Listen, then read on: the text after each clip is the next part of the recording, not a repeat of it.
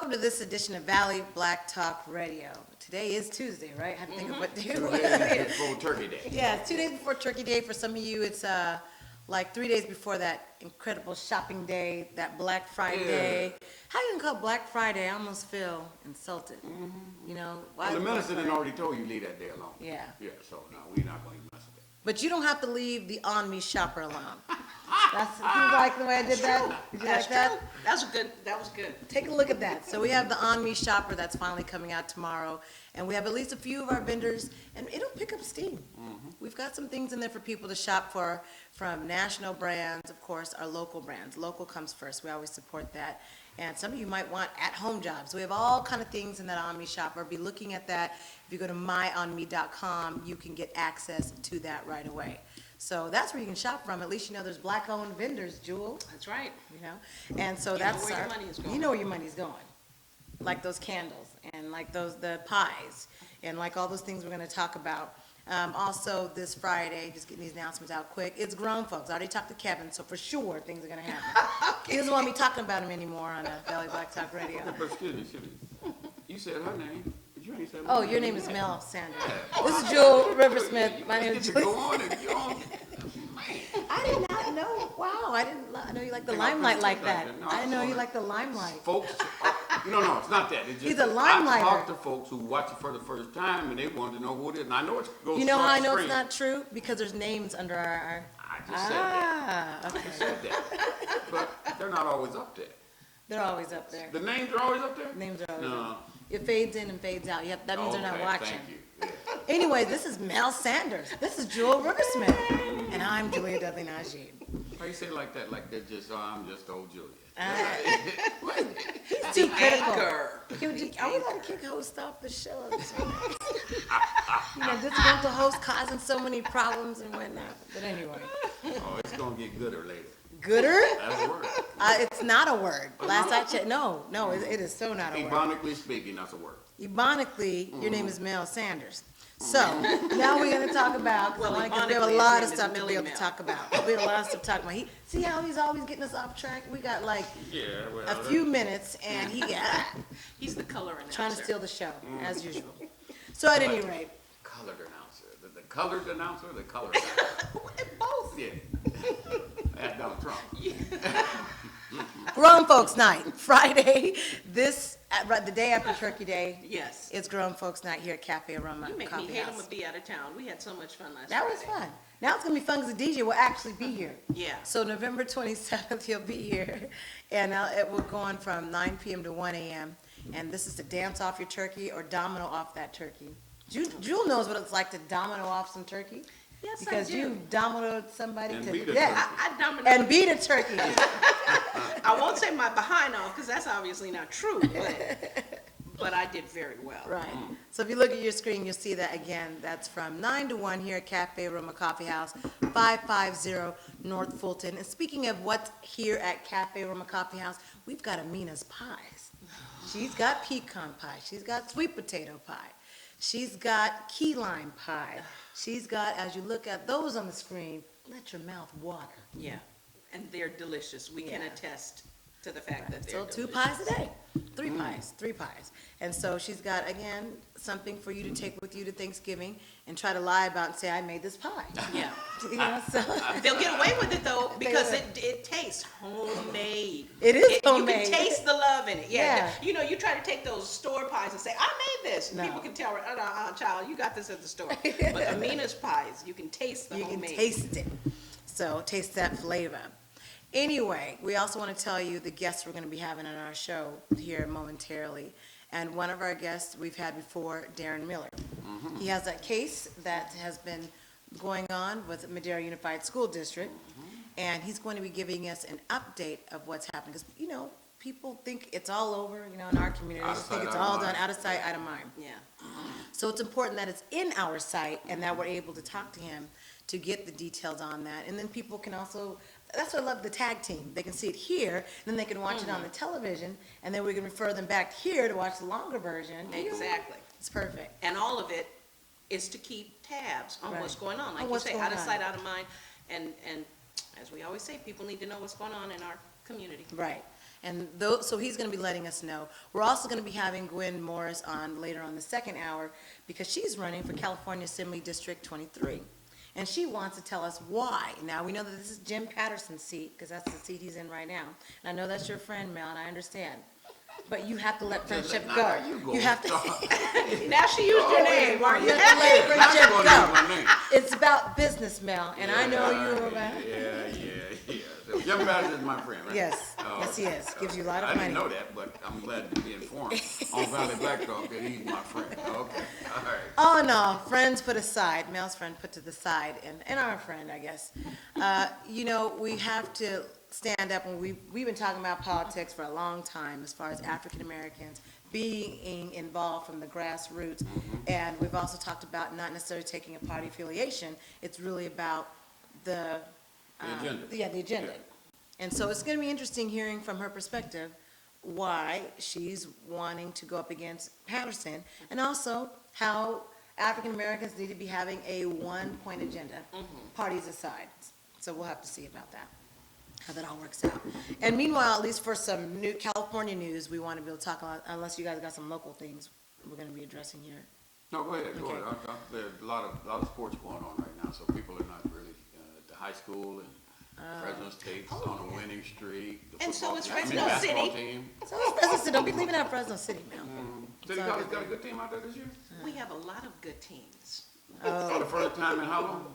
No, our football coach is about to set a record as our winningest football coach ever.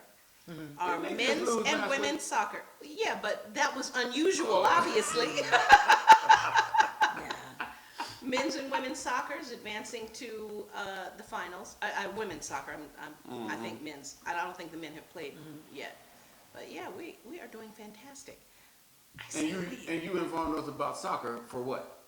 To say that our teams are doing well. Oh. Because you only said Fresno State, so Yeah. you alienated. Yeah, Well, no, we always get treated like the redheaded I'm talking about the stepchild. sport itself, soccer. Well, soccer is one of the sports that we are excelling at. Oh, okay. You know, in Europe, it's I called, would it's never called know soccer that. is football. Soccer is football, in Right, Europe, uh-huh. so. You Yeah. spell it differently. Yeah. Anyways, they don't spell it soccer, obviously. Okay, so some of the news items we'll be talking about California-wide has to do with that San Francisco museum that is troubled, Yeah. African-American Museum, Yeah. in a little bit of financial trouble. We'll be discussing a little bit about that. National stories, I know we're familiar with the Minneapolis shooting, where at the Black Lives Matter protest of the shooting of the officer that shot down another black man shot down. Unarmed young black man. And then you have protesters that was shot at in the crowd. Okay, so they're looking for those three suspects. One is they thought it was all three white, but one is Hispanic. So we'll be talking about that story. Also, we have our President Barack Obama that met with the President of France, François Hollande, and they're talking about joint efforts in being able to attack, or not say attack, but put ISIL in some type of restraint control. So we'll be able to talk about that the third hour. And I think the Harvard professors whose faces were black-faced. What, meaning black tape? You mean with a in black front of them. strip? Yeah, the black strip. They were black taped On what? on their pictures at Harvard Oh, University. you mean somebody took tape and put just on the black professors. So we got to talk about, a lot of things to talk about. I was wondering how you guys It's so feel about fun it. being post-racial. It We just is. love post-racial I mean, after America. all, you have a black president. What Yeah. more do you people want? I don't Nothing, know, everything Mel. is fine now. We all love each other. Kumbaya. Kumbaya. And so also there was the Chicago cop that gets charged for the shooting of the black teen, the 17-year-old that he shot 16 times. So those are some headlines that, that we'll be able to talk about. So you have to shoot 16 times before you actually get charged. And you got to give it a year before they move forward. You can't do it right now. You got to wait a year. Okay. Yeah. We will get Well, there've been a couple of others, but Okay. So those are all the news items we're going to be talking about. But again, after the break, we're going to be having Daren Miller, who's going to be discussing Madera Unified School District, what's going on there, and what can be done at this point, what is being done, and what can we do to help? What should we be doing? Because what we do is we sit back and just watch and say, well, that really is too bad, but we have to get involved, and that's when we Yeah. talk about local policy. So and especially if you're in Madera, the Yeah. money they are spending, I don't know what your streets and stuff look like, but I'd be concerned about the money the city is spending to keep this bogus lawsuit No one going. thinks about that. No one thinks about that. So after the break, we will be talking with Daren Miller. Stay tuned. You are watching Valley Black Talk Radio on the ONME Network with Mel Sanders, Julia Delinage-Jeeb, and Jewel Rivers-Smith. We'll be right back.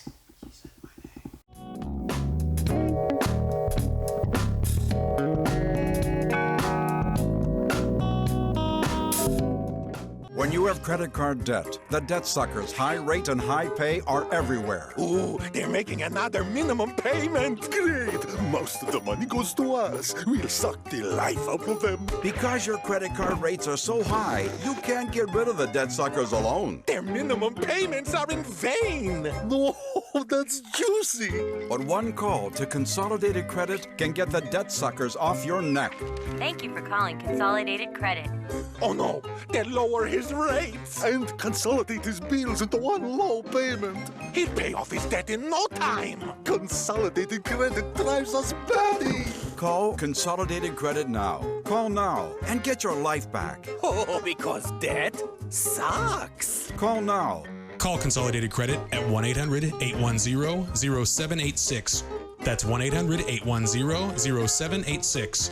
Call now.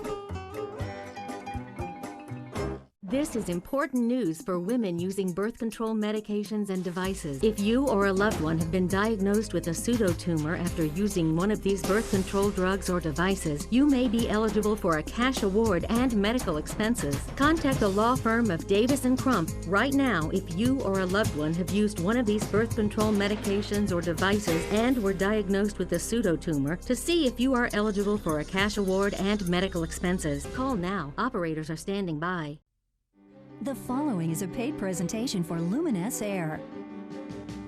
People have said to me, you look amazing. What have you done? People ask me if I've had a facelift. People asked if I got Botox. These women all switched to a new foundation. People come up to me and say, your skin is beautiful. It's not a skincare lotion or potion. It's not even plastic surgery. I will have people say, what are you doing? You look younger. It's a huge leap forward in makeup technology. This is what I used to look like 10 years ago. And it can help you look 10 years younger instantly. I've had 2 people actually tell me it looks like I have porcelain skin. It's the Airbrush Beauty Breakthrough, Luminous Air, the most exciting new beauty product in years. It's the revolutionary new way to apply makeup that gets results liquids and powders can't match. I love it. I love the way I look. I looked in the mirror and it was like, whoa. It's a miracle makeup. It's the only makeup I will use. Today, you'll see dozens of women who've modernized the way they do makeup and transformed their faces instantly. They are ecstatic about their results. Your skin almost glows. I have gotten my youth back. I look better than I've ever looked. Luminous is a magical result. The makeup you're using can look dry and cakey.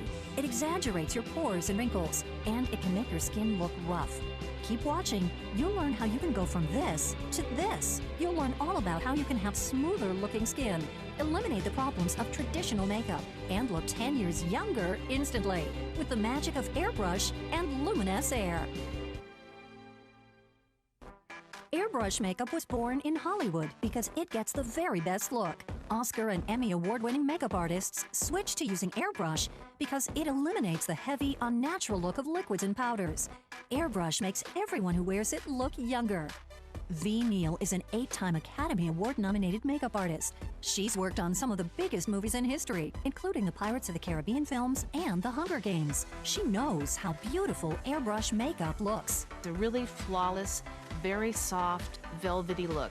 Plush. It gives your skin a really plush look. John Elliott is an Oscar nominee and was the head makeup artist on Desperate Housewives. Airbrush makeup.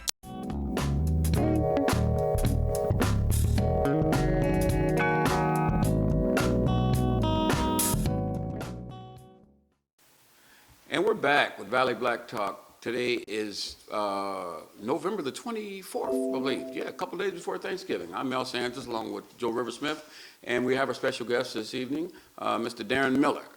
And we are happy that you came in the rain to share with us, to give us an update, as we said before the break. Kind of share with us what's going on with the suit and things that are happening at Madera Unified. Thank you for being here, sir. Thank you for having me. It's my pleasure to be here. What's the latest? What's going on? I mean, I've said before the break, out of sight, out of mind, and a lot of us who get busy doing so many other things, we forget something as important as education, and especially the place where you serve, the administrative area, because that kind of guides everything else. So what's happening with your suit and in that district? If you have something you could share with us there. We're entering into our 9th month in the case. Wow, good Lord. We started back in March 16th. And they said it was only going to be a few days, wasn't it? It's supposed to have been 6 weeks. Wow. Yeah, and this is month 9. Yeah. So we're on the targeted date for completion now is January 29th, I believe that is. Next year? The end of January 29th, 2016. Yeah, it'll be 10 months is kind of what the judge is targeting now for the conclusion. What's taking so long? What is this? Can you give us some background as to it? Because I know that a system that has all of the money and everything would assume that this would have been open and shut way sooner than this. So something must have transpired that makes it stretch out to next year.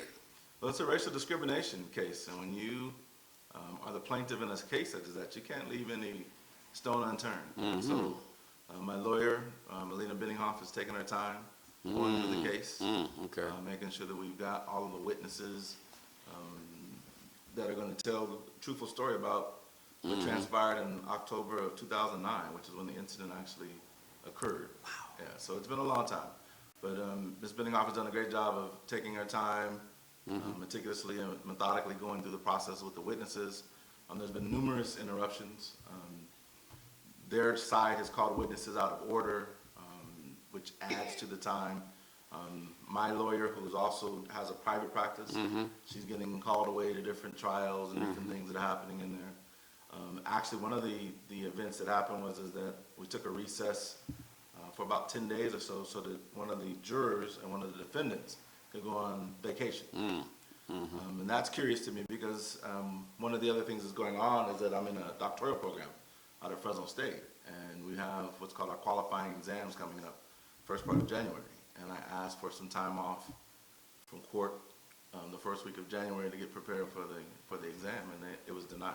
And so it's just a matter of pressure, turning the screws. Man, this has got to be. You mean to tell me the juror and whom else? The defendants. Requested some time, and the judge granted it. Yeah, the defendant went to Europe with his family on a vacation. For vacation. Isn't that unusual? That they actually give a juror time when you show up for jury duty. If you're selected, they tell you.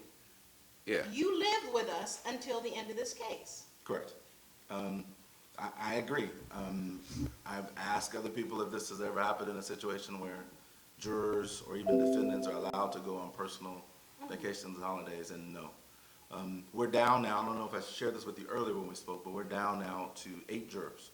We started with 12 actual jurors in the box, 6 alternates, and we've whittled it down to where we've got 8 jurors who are actually still left. What's the minimum? 0. If it goes I'm to 0, saying there's no 6, and then they have to we have in order for us to prevail on our case, we have to have 75%. And so now with 8 jurors, we need to have convinced 6 of them. Okay. That my case has merit. And as the number of jurors decreases, then small amount you have the to burden increases as to how many jurors you need to have convinced. So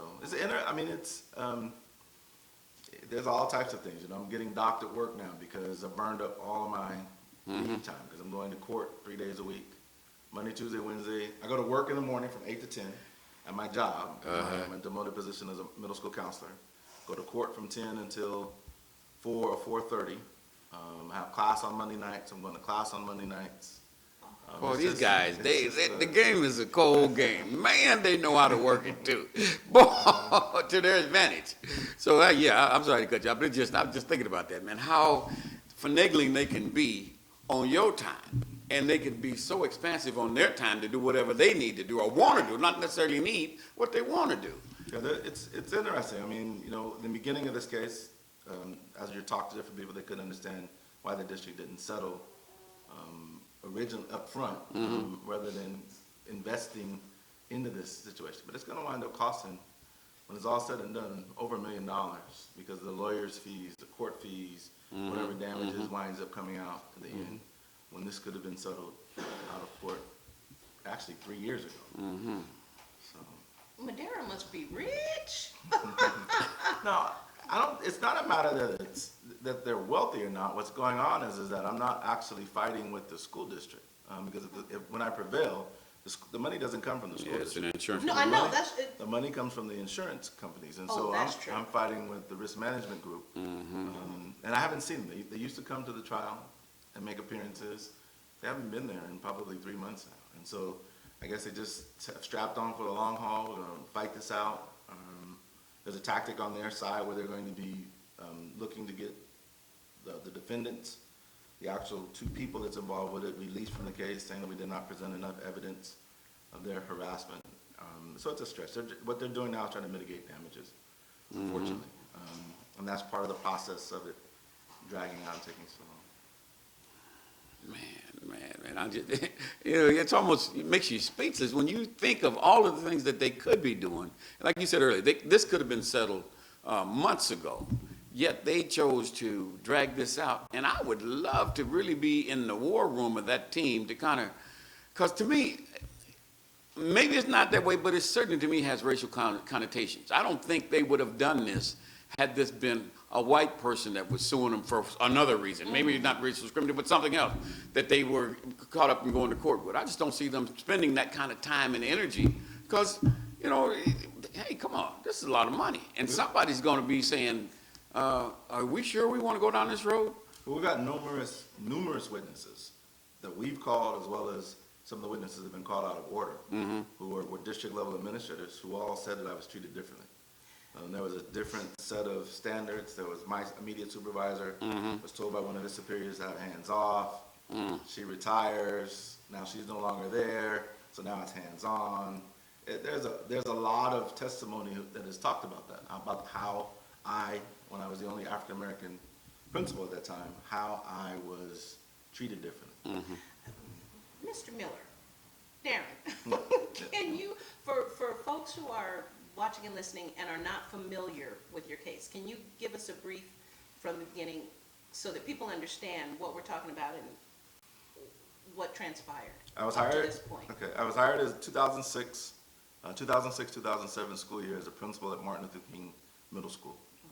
At that time, it was the lowest performing school of the 16 or 17 schools that was in Madera Unified. Lots of struggles with the students, with the community, staff. Really, there wasn't buying into and committed with the students. And it took us... What is the, excuse me, what is the racial breakdown of the school? I don't know what it is now, but at that time we were 93% Hispanic, probably 3% African American, 3% Caucasian, and then a speckle in there of others. Okay. So it's heavily Hispanic community. Lots of second language learners, lots of parents who did not, weren't able to communicate in English. So we had a lot of those different dynamics. It's a low socioeconomic area, community. And so there was two years of tough struggling in there. We were fortunate to be blessed with some grant monies, the QUIA grant and some other things. And we took that ball and ran with it and was able to turn that into a school that met federal guidelines, the AYP standards in math for the first time in the school's history for my third year's test results. Let me just stop you for a moment. I'm going to keep stopping you. You say you were fortunate to be blessed with some grant money. You don't get grant money without a lot of effort.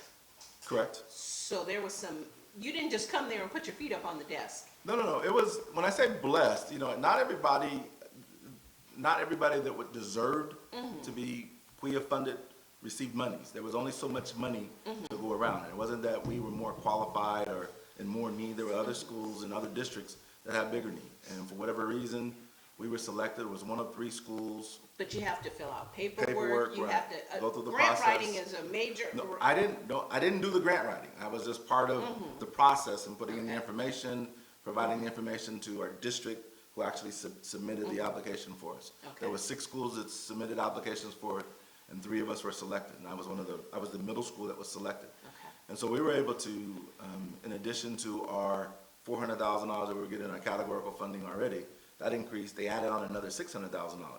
So for a student body of 700 students, our annual categorical fund was about $1 million. And so we were able to galvanize that into after-school programs, Saturday programs, and be strategic and specific in what we were doing with our students, especially in the area of math. And we were able to meet the federal guidelines for the first time in the school's history. Are these funds that the school had not received before?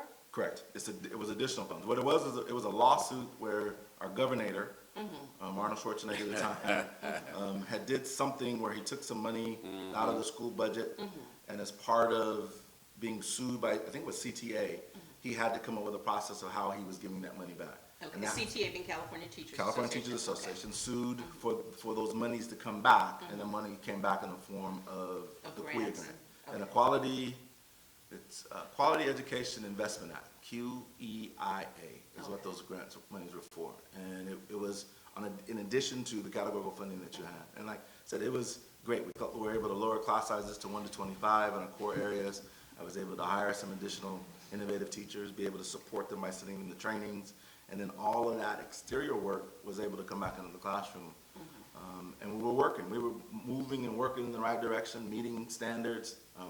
We met AYP, we were doing well with our benchmarks, which is our internal assessments. Got through year 3, the results come out that we were growing. As I said, it met federal guidelines, and that was in September of 2009. Test scores were Test scores, going up. we made it on the AYP side by what's called Safe Harbor, which is a secondary way of making it for the first time in the school's history. We were notified of that in September of 2009. October 28th or 9th of 2009, I was removed as the principal from the school site. And so when asked the questions as to why, they were saying that process the ed code supports what they did. The ed code does not support that. If they did not want me to be back as a principal, there's a process that they should have followed in order to make that happen. They didn't do that. They sent me home without cause when it should have been cause. If I had did something illegal, if I had did something unethical, if I had violated the penal code or the education code, I would not be able to work today. There would have been criminal charges against me, and none of that exists 6 years later. And so that's what the basis of this lawsuit is. And the testimony is coming out that supports that I was treated differently, that there was no reason I wasn't in immediate danger to my campus, to my students, any of those type of things. That those elements were just not there, and that basically they made a decision because they thought they could, and do it under the radar without it ever. that I wasn't going to fight and back. then it would just go away. You know, there's another case I just found out about where there's a young lady with Fresno County Office of Education who it's a little bit different. The circumstances are a little bit different, but she's in court. I believe it's tomorrow morning, where they're in federal court where they're supposed to come up with a determination with her case. And basically, she and this other person, she's got 19 years of experience, all these credentials. She and this other person who was just hired a couple years ago, doing the same job, he's getting $20,000 more than her, and so she's fighting that. And so I hope her well in her case also. People just, people are tired of being treated any old kind of way. And because you're the boss, that doesn't mean that your decisions are always correct.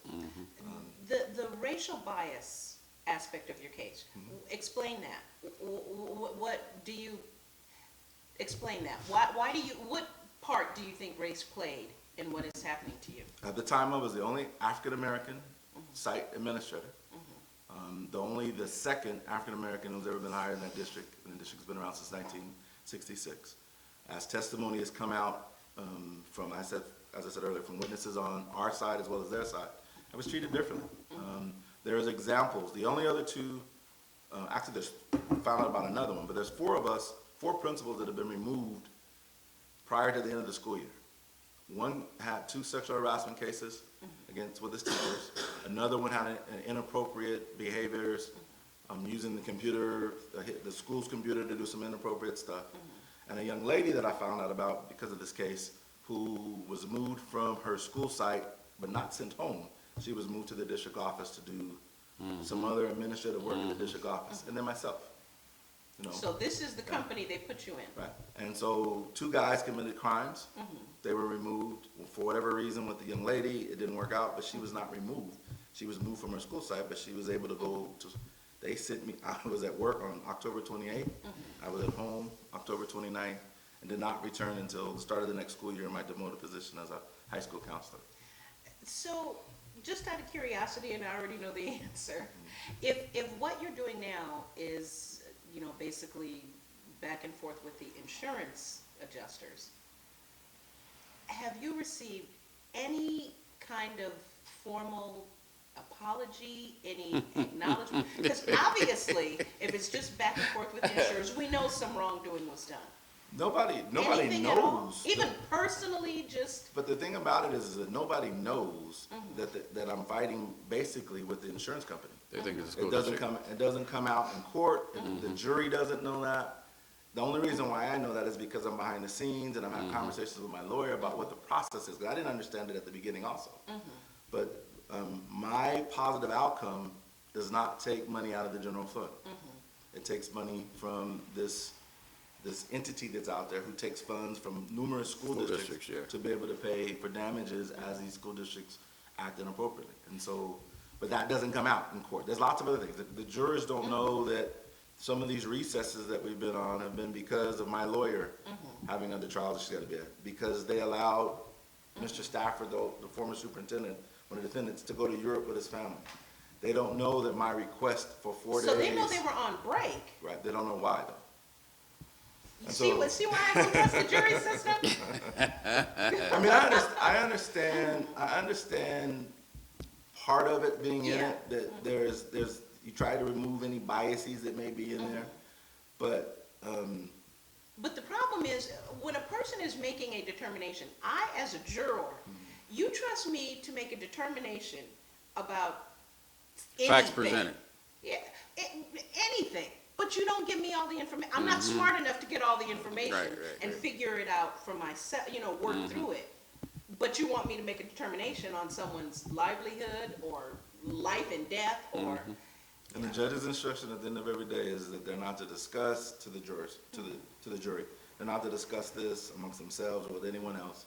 So they're supposed to make their decision based off of the evidence that's presented inside of the proceedings. So I think we're going to take a break, and then when we come back from the break, there's a couple key questions we need to ask you in terms of what the community can do, or you know what can assist in this awakening of a system that has so many secrets to it. But we're going to take a brief break, and then we're going to be back. You're watching Valley Black Talk. We'll be back after this brief break.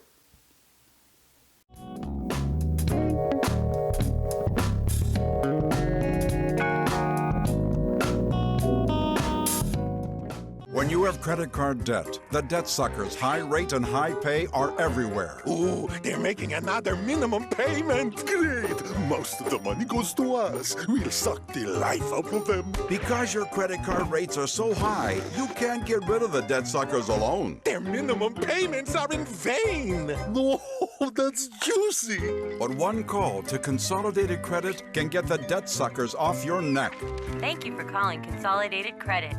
Oh no, they lower his rates and consolidate his bills into one low payment. He'll pay off his debt in no time. Consolidated Credit drives us batty. Call Consolidated Credit now. Call now and get your life back. Oh, because debt sucks. Call now. Call Consolidated Credit at 1-800-810-0786. That's 1-800-810-0786. Call now.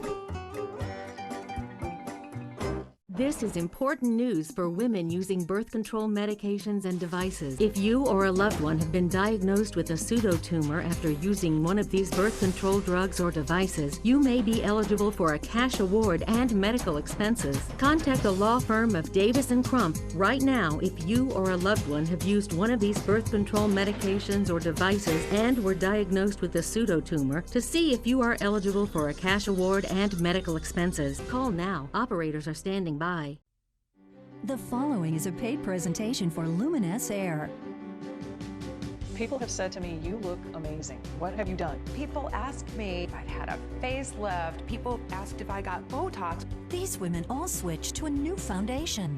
People come up to me and say, your skin is beautiful. It's not a skincare lotion or potion. It's not even plastic surgery. I will have people say, "What are you doing? You look younger." It's a huge leap forward in makeup technology. This is what I used to look like 10 years ago. And it can help you look 10 years younger instantly. I've had 2 people actually tell me it looks like I have porcelain skin. It's the Airbrush Beauty Breakthrough Luminous Air, the most exciting new beauty product in years. It's the revolutionary new way to apply makeup that gets results liquids and powders can't match. I love it. I love the way I look. I looked in the mirror and was like, whoa. It's a miracle makeup. It's the only makeup I will use.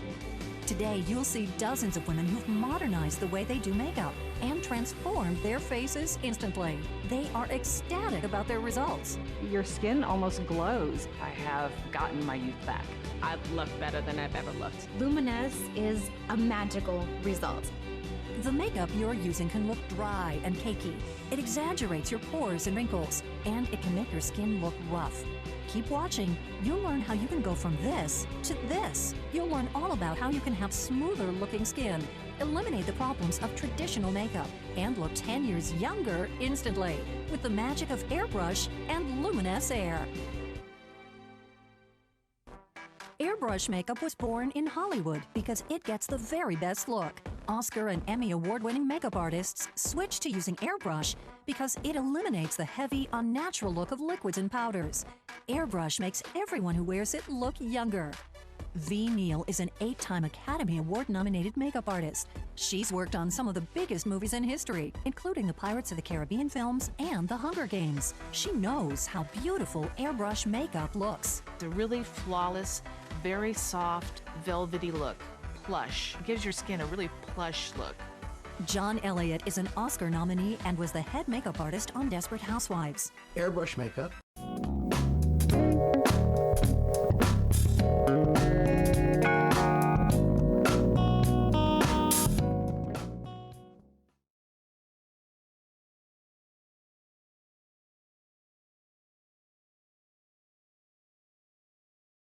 Black Talk Radio on the ONME network.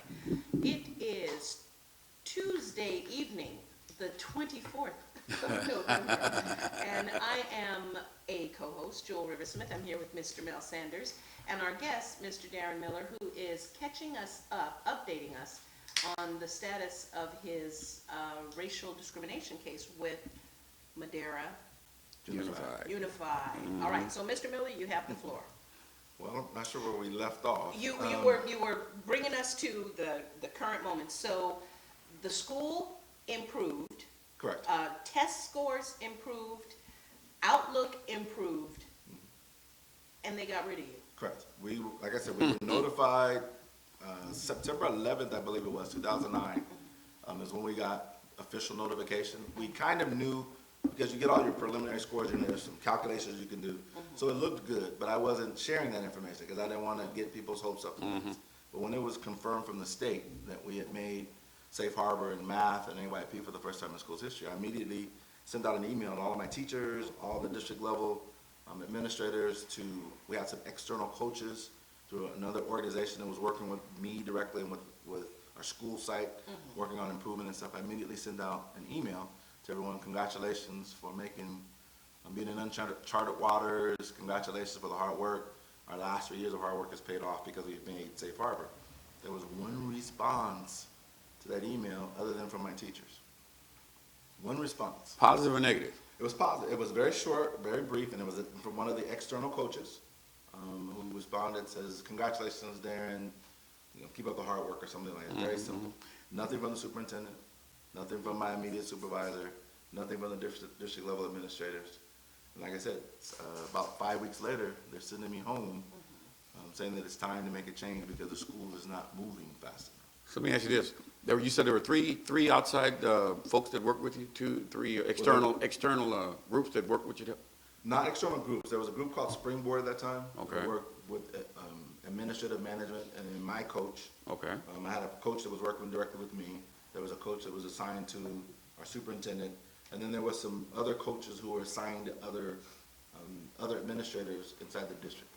So I don't know how big that team was, but the person who was the overall lead was the person who responded to And the question I was getting to, is that person still with the district now? No, they're never with the district. Remember, But are they still doing work with it? That's been long gone. Okay, so they didn't have anything to do with the fact that they responded positively to you as to why they're not involved with Madera Unified anymore? No. Well, Okay.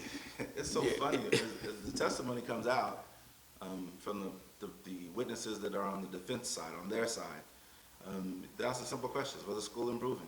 Yes. Was teachers' morale up? Yes. Were the kids' morale up? Yes. Did they make their scores in math? Yes. Were they making their benchmark? Yes. So can't we attribute that to the work that Mr. Miller did as the site principal? Oh, no. It was because of the district coaches that we had coming in there. It was because we got the QUIA grant and brought that in. It was because of all these other things. I'm not getting any credit for the leadership that I provided to the school during those 3.5 years. And that's really amazing, because if we know one thing, and I'm going to be careful here. Schools, there are many schools that get many millions that see little or no improvement. Correct. So money doesn't make an improvement. People on the ground who know how to use the money is what makes the improvement. So getting a grant is a wonderful thing, but you can get all the grants you want. If you have ineffective leadership, you will see no improvement. And of course, if you were anywhere else, they would be saying, oh, it was because of the leadership. You got to have leadership. I want to know, and we discussed this a little in the break, probably they thought you were just going to go away quietly. You didn't. What has it cost you, not just in dollars, but emotionally, spiritually? What has it cost you to fight this fight, and why are you fighting it? Why didn't you just walk away, go to Oakland, go to Richmond? Well, actually, since you said that, I'll start there. I have tried. I've probably applied, I don't know, it's got to be close to 100 school districts. Some of them just willy-nilly just sending things out, but there were some other ones that were strategically done because of connections I've had. And I've been able to go through probably 6 or 7 final interviews. There's usually 2 or 3 steps you go through. Have interviews with the superintendent, get a very good feel and vibe about the responses. No response. And so I believe that what's going on is that when they're calling back to Madera, that they're not getting positive responses about me. There's a red flags of why was he removed in October. There's a lots of different things in there that would be, cause for caution as a person is looking for a new administrator to bring in the district. So I don't look disparaging in any of the districts. I'm trying to get into Fresno Unified right now, and I was there before. I can't get interviews to come back into Fresno Unified. It's interesting to me how that whole process worked out. But I know that Madera. I shouldn't say no. I believe that Madera had a hand in it not coming to fruition for me. The losses, I've lost a house that I was in for 16 years. I've lost about $180,000 in salary. This is the 6th year of a $33,000 a year demotion that I'm in. As we were talking about during the break, they probably didn't believe that I was going to fight back. And if circumstances were different, if I'm a father of 2, my 2 boys were younger, a single parent raising them in my house, maybe the circumstances would have been different. And, I got a great support network. You don't really know my family very well, but Brother Sanders here knows, I have a very, very, very, very strong support network here. And so that also helps also. And so they picked the wrong dude to fight with. Because I know how to fight back. There was, and I will say this to the dying day. People say, well, would you do something differently? No. In my classwork, last night we had a class last night. We had a conversation there about, I can't remember what the term is, but it's big, hairy something, and it has to do with what is the thing that defines you? What is the thing that you wake up every morning that keeps you going? My professor, he had the same quote that I had. For years in education, it was, every day I wanted to make a difference. whether it be coaching on the field or in the classroom or working with parents, going and making home visits. That's what the first 20 years, the first 15 years of my 20-year career was about. And it was frustrating last night when I really realized that now I've allowed someone else to take that from me. Because it hasn't been that way. That's not been my mantra for the last 6 years. Can you get it back? Yeah, I mean, first, the only way you can get things back is by realizing that you lost it. You know, sometimes you keep going through things and you're looking, everything is external. It's because of that, it's because of this, because of that.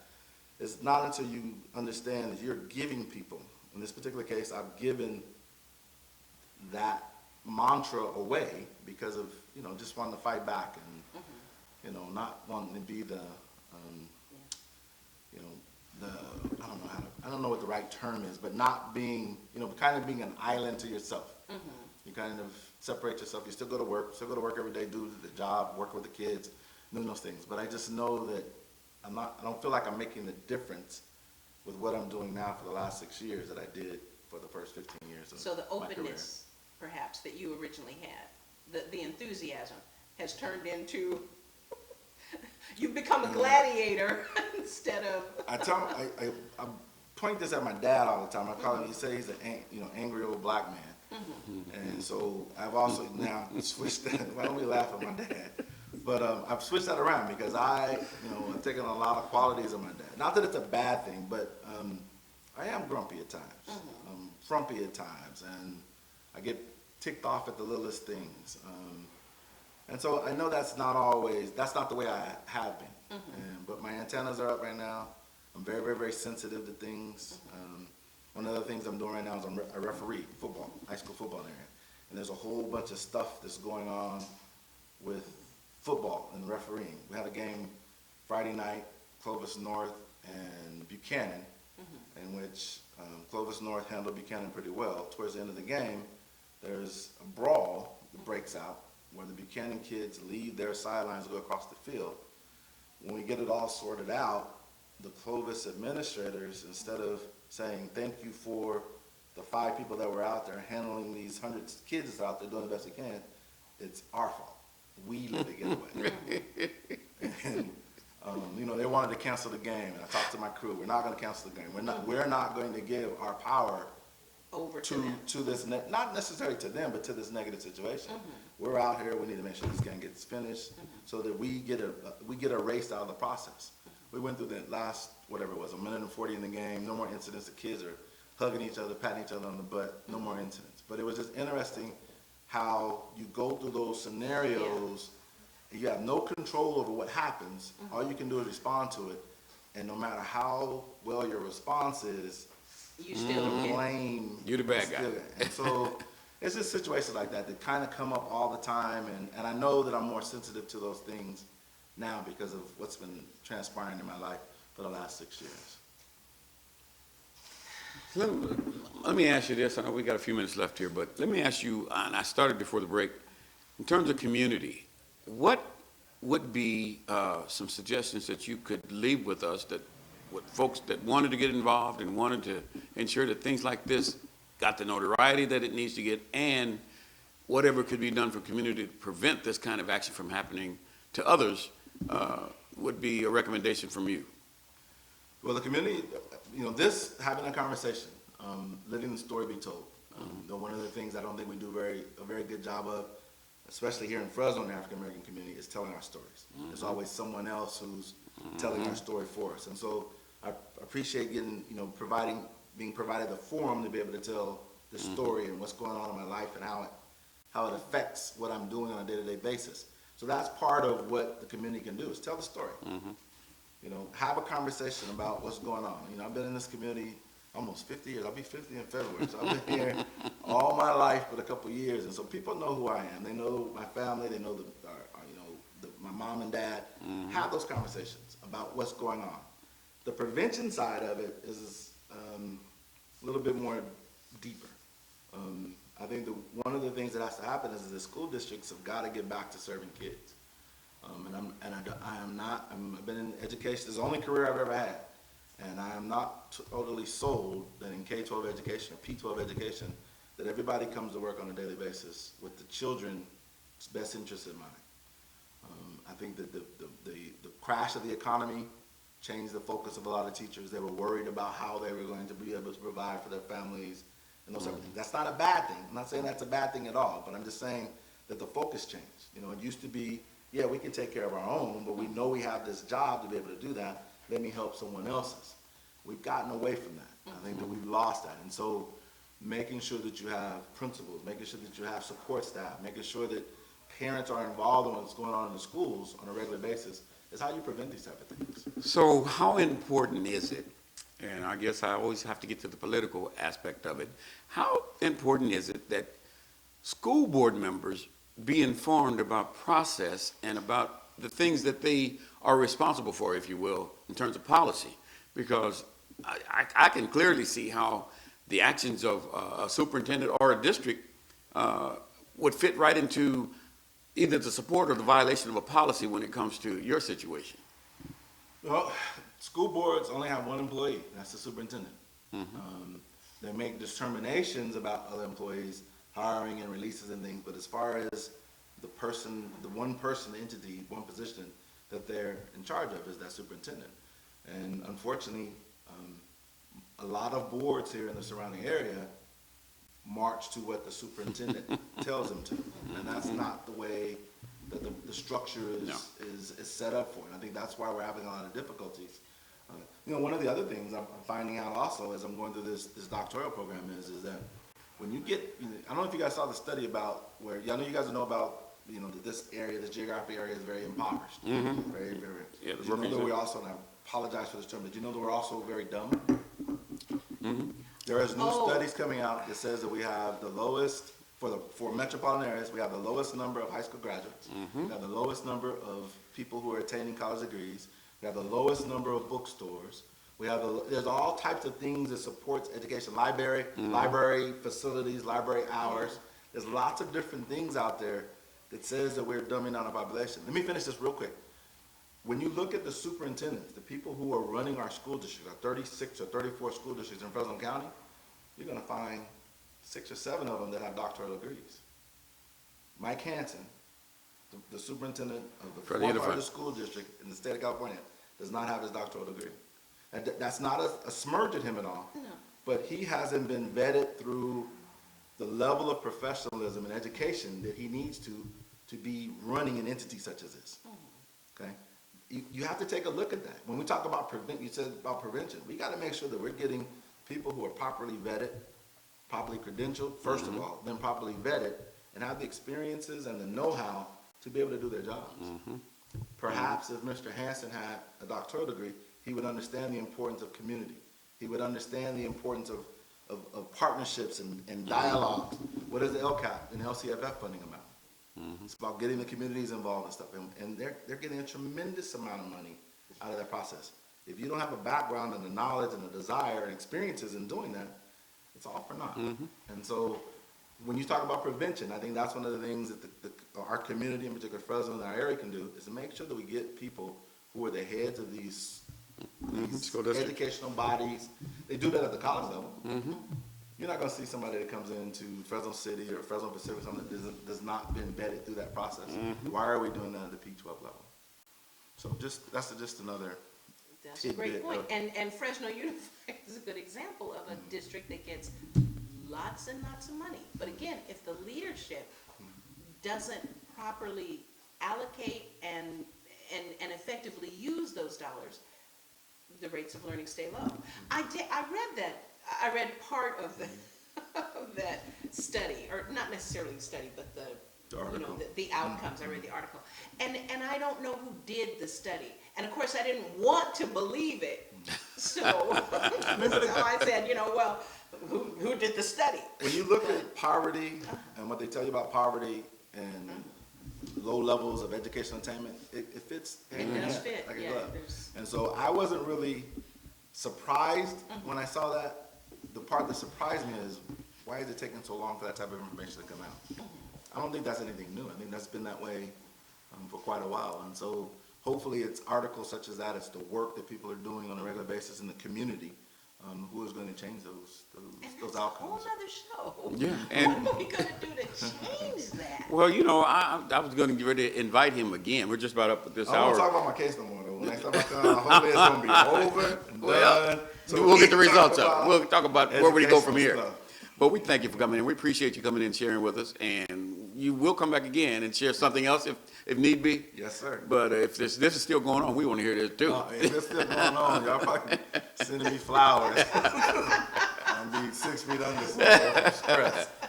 Well, we're glad to have Mr. Miller join us today and share with us. And we're going to take a brief break, and then we're going to come back with some additional news for you. But thank you, Mr. Miller.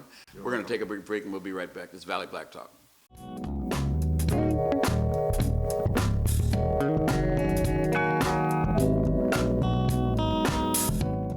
When you have credit card debt, the debt suckers' high rate and high pay are everywhere. Ooh, they're making another minimum payment. Great. Most of the money goes to us. We'll suck the life out of them. Because your credit card rates are so high, you can't get rid of the debt suckers alone. Their minimum payments are in vain. No, that's juicy. But one call to Consolidated Credit can get the debt suckers off your neck. Thank you for calling Consolidated Credit. Oh no, they lower his rates and consolidate his bills into one low payment. He'd pay off his debt in no time. Consolidated Credit drives us batty. Call Consolidated Credit now. Call now and get your life back. Oh, because debt sucks. Call now. Call Consolidated Credit at 1-800-810-0786. That's 1-800-810-0786. Call now.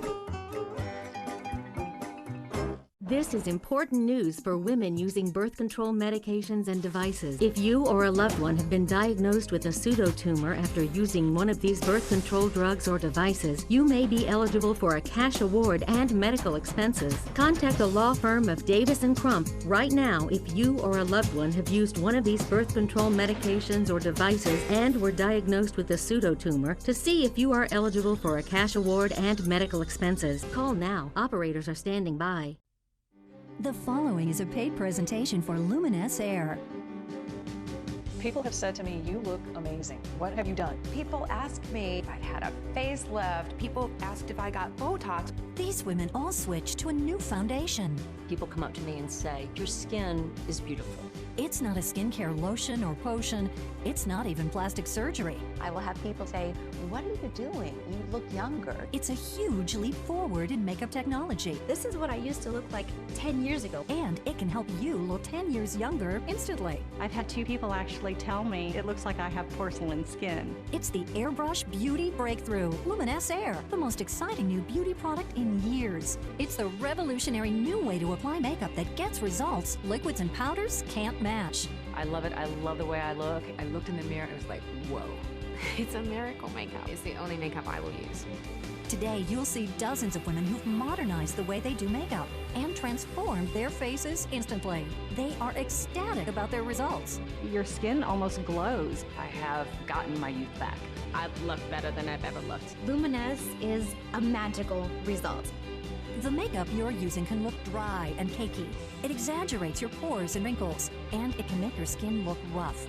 Keep watching. You'll learn how you can go from this to this. You'll learn all about how you can have smoother looking skin, eliminate the problems of traditional makeup, and look 10 years younger instantly with the magic of Airbrush and Luminous Air.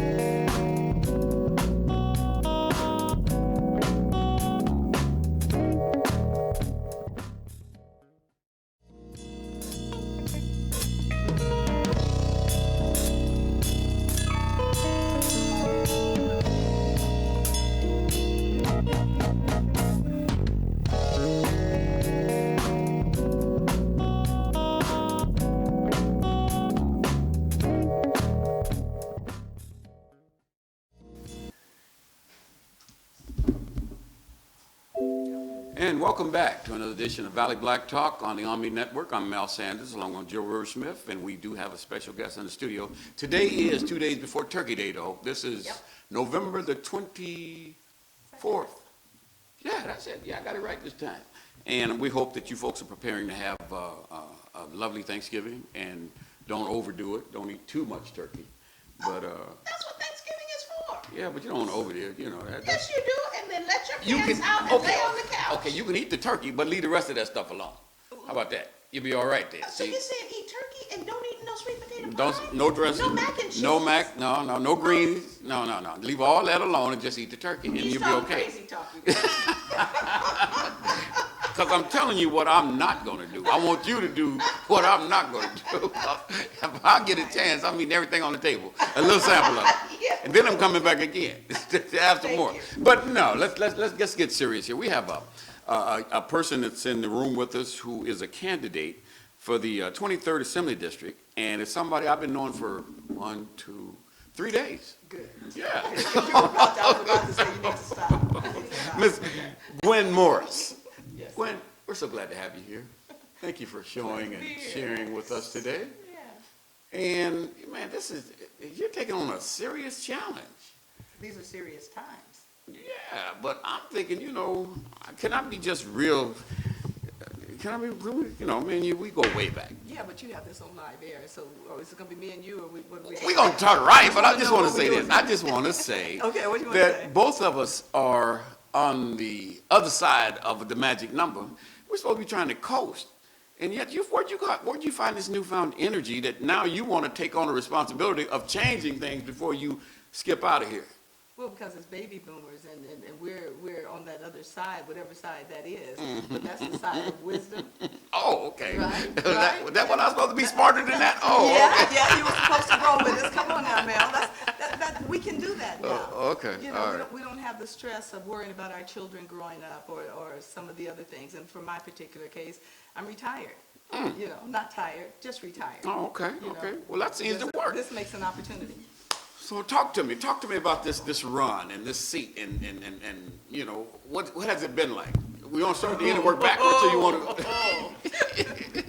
Well, first, did we say that she is running for 23rd Assembly the seat? 23rd Assembly seat versus the Mr. great Jim Patterson. Yes. We don't usually say the incumbent's name, so we would just say that other person. That other person. Oh, that's how you doing? Oh, is he still running? I was just saying. Top. Well, just say top. T-O-P, that other person. Yeah, okay. Well, I'm not going to say what I said. I didn't prep. Okay. But tell me about it. What is it like? Tell me about the run. You've been around politics for a long time, and I know you've been behind the scenes pulling strings and things like that. So now you're coming on the front side of that. So tell me, what is it like? It's different. Mm-hmm. It's much easier to do what I've done before in terms of administration and work in the background. Mm-hmm. But to actually step forward and say, okay, I'm going to do this time, it's easier to do it the other way. It really is. Particularly when you're representing the party of Lincoln, which confuses people. Particularly when you're... Yeah, you want to explain that? Because I'm sure you got a whole lot of flack behind that, huh? Well, for those who want to discuss it, yeah. But the party of Lincoln is it is the Republican Party. Mm-hmm. But it is the party that was started, I believe it was like 1863 or whenever Lincoln was. And it really was about the equality in terms of businesses, laborers, and establishment. It was really about that. And it became kind of convoluted as it went through the systems and the processes. Okay. But it really is about bringing... Just so we're clear, it it ain't the same one that was It's not the same one. Okay, No, all it is right. absolutely not the same one. Okay, all right. So now, your challenges in terms of moving your agenda forward. In fact, share with us about some of the things that you'd like to see done in that particular seat, or from that particular seat, that maybe haven't been done. Well, one of the things I'd like to see all across this region is that it's fully represented by the people that live in the region. And when we talk about politics, particularly when we talk about African American politics in the Valley, we seem to get to a district and stop. But the journey that we have in this valley is much wider and broader than that. And we represent the people of this valley, not just a particular segment of the valley. But that needs to be really clear. And we have a message to share about that. You know, we've, example, my story. You know, I'm a graduate of Bullard High School, whatever that year was. What? And there were only a few of us there. I dare you. Mean you're not a tiger? Not for life. Not for life. Oh my God, you're not a tiger. Okay. And you came out of Washington Union, and that Yeah, made the you panther. a... I'm a panther. Well, I'm just saying. At least you're staying almost politically correct. Yeah. But the story of our valley and the contributions that were made to the valley and how we take those contributions and make them into policy is what I'm really interested in.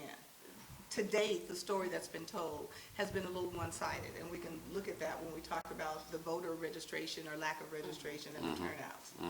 I think that part of that is because folks are not feeling that they're part of the story. And they can.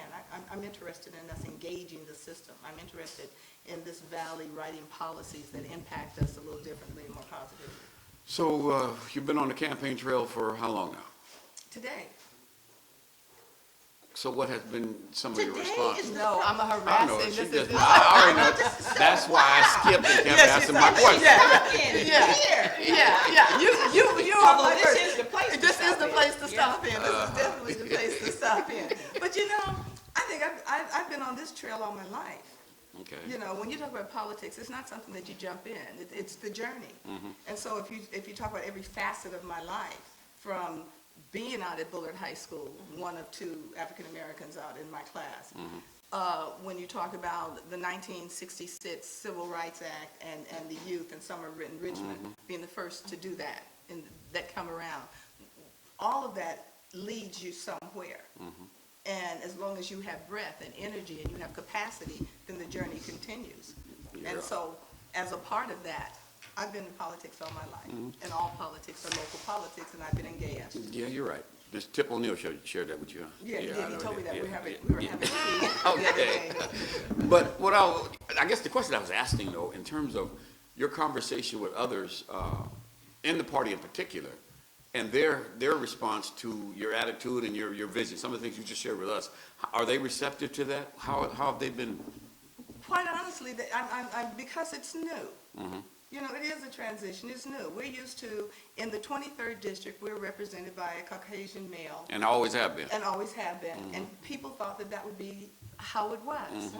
But that's not how our community is anymore. Right. We've expanded. And so, first thing is the disbelief, really like, who are you? The second is, you can't beat him. And the third is, why not run for school board? It's new, it's different. People are always challenged and they're always afraid of things that are new and different. I represent something that is new, something that is different. They should be afraid. Well, and, you know, it just sort of seems to me, in the nation in general, obviously, if you're looking at Trump and you're looking at Carson, people might be very receptive. In fact, I think you're going to hit a wave of receptiveness because people are actually getting tired of what has always been. What has always been has not been working so well. That's right. These last That's couple right. of decades. That's right. So, but see, in this valley, there's always a different story. I cannot account for us being uniquely different and divinely made, but we are. And we have a tendency to be slow about changing. So really, I represent opportunity to do exactly what you're talking about. Hey, this is opportunity for us to represent this valley differently, and folks to say, hey, we are in the 21st century. We do understand the complexity of what is happening in our environment, and we are addressing it in terms of what our leadership looks like. So I believe that momentum is coming, but one of the things folks like to see, are you really serious? Are you serious about that? So I spend a lot of time telling folks, yeah, I'm real serious about that. You know? And so, And then they're running, you know? Okay, Some folks are running this way, and some folks are running the other way. But the story is yet to be told. So, has there been any dirty tricks or things Not that? yet. That's what I'm I know you was going that, yeah. But no, absolutely not. Because one of the things is that for me, I hear that there could be negativity in politics. You hear? I hear there could be negativity in politics. You're on the right road. Keep going. Okay, that's not my And issue. especially when you start making inroads toward the leadership. Absolutely. Because he's going, Absolutely. And I have a term for that I can't use publicly. But he'll be fighting by himself. To fight in the negative campaign is not what I'm running. Okay. I'm running a positive campaign for the people of this city. And the foolishness that results from negativity will be somebody else's. I happen to think the incumbent, we talk about that now, I happen to think the incumbent is a great guy. I've known him for a number of years. I have supported him in various events, but I would be a better representative for the 23rd District than he currently is. That's the story. And you're not the first to say that. I've heard several folks from his community say the same thing. But behind that, they say, but the power of the incumbent is awesome. If you really, they know how to stack the deck. I understand that, and that's why I love having people like you, people having Julia, and some of you other folks that know how, when they talk about stacking the deck, because where I come from, it's the people that vote. And what we're talking about is letting the people tell their story. Today, there are 254 registered voters in that district. Registered voters. 254,000? 254,000 registered voters, thank you, in that district. When I look at the numbers, he's never won with more than 83,000 votes. So who are the rest of the people voting for? They're not voting, that's the Right. And so what is the story that we can then tell so that they will feel that they're part of the process and that they'll come to the table and vote? My challenge is to get out there and let those folks know that you're important. I value what you say. We will take what you say to Sacramento and we write policy about what you're saying that will impact this valley.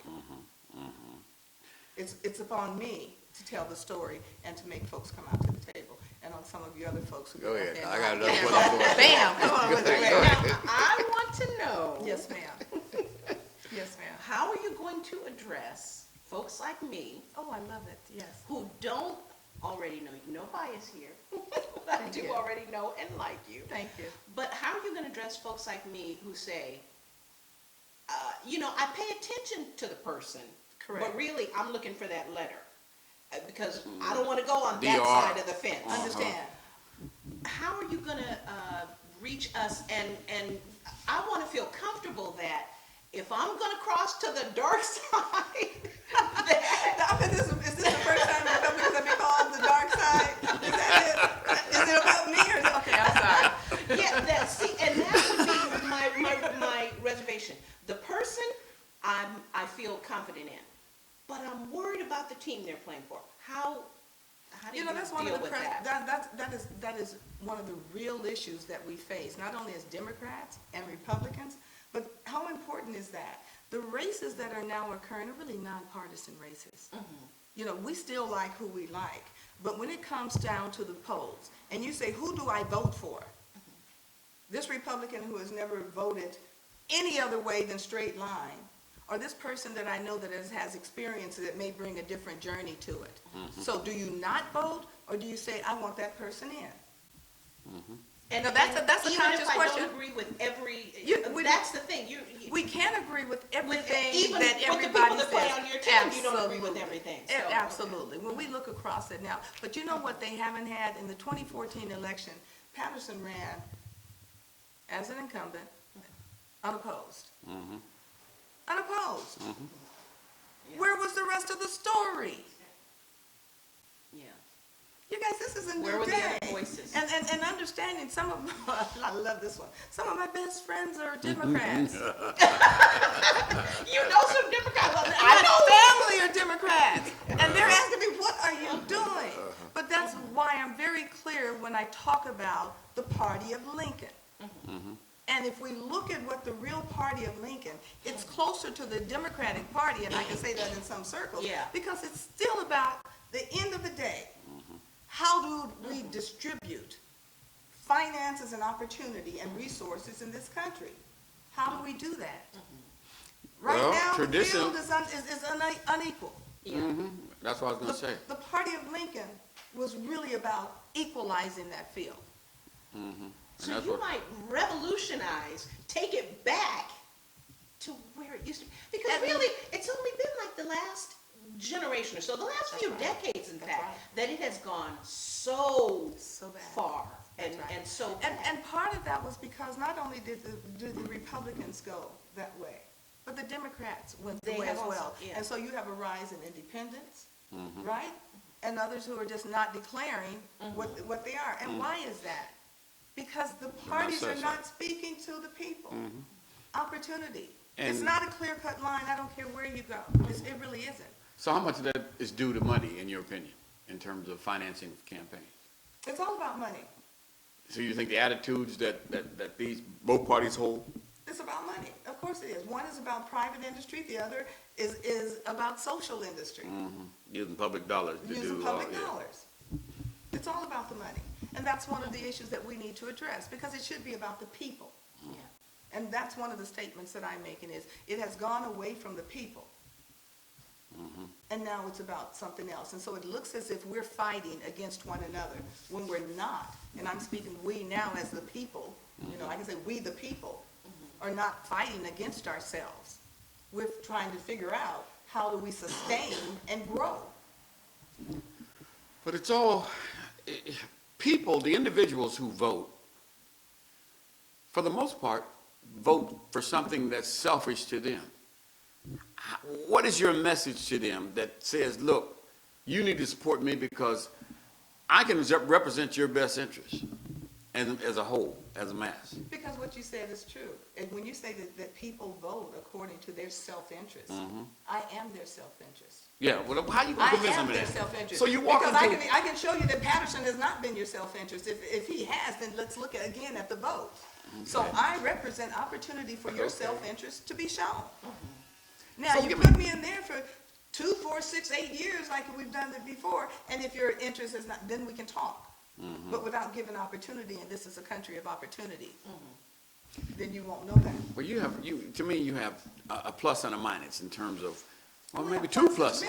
Two pluses. The minus is, this boy got old money, and he will call his boys and, I'm going to vote, I'm going to do what you want me to do, so you guys got to send me back. You don't know about her. And see, the plus of you is the fact that you're female, and you're coming with openness. And folks, if they... And willingness to listen and to hear the stories and the journey. Yeah, so but boy, it's hard to overcome that old money, because that money, is, boy... But right now, old money is really tight.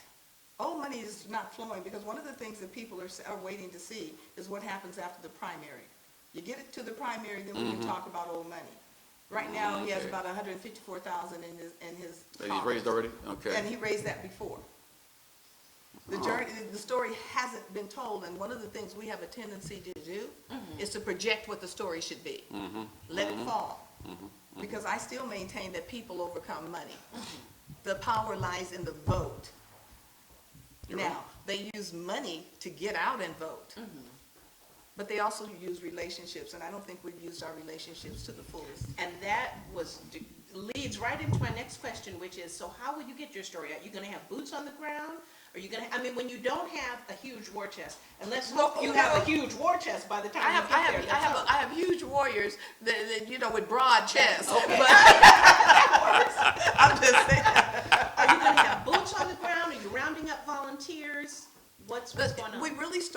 We'll start after the first of the year, and one of the things you have not heard is me jumping out saying, doing this big old campaign announcement. Matter of fact, the most public I've gone is right here on this radio show, and there's a reason for that, is we can get out there and we can talk a lot of stuff, and folks have short memories.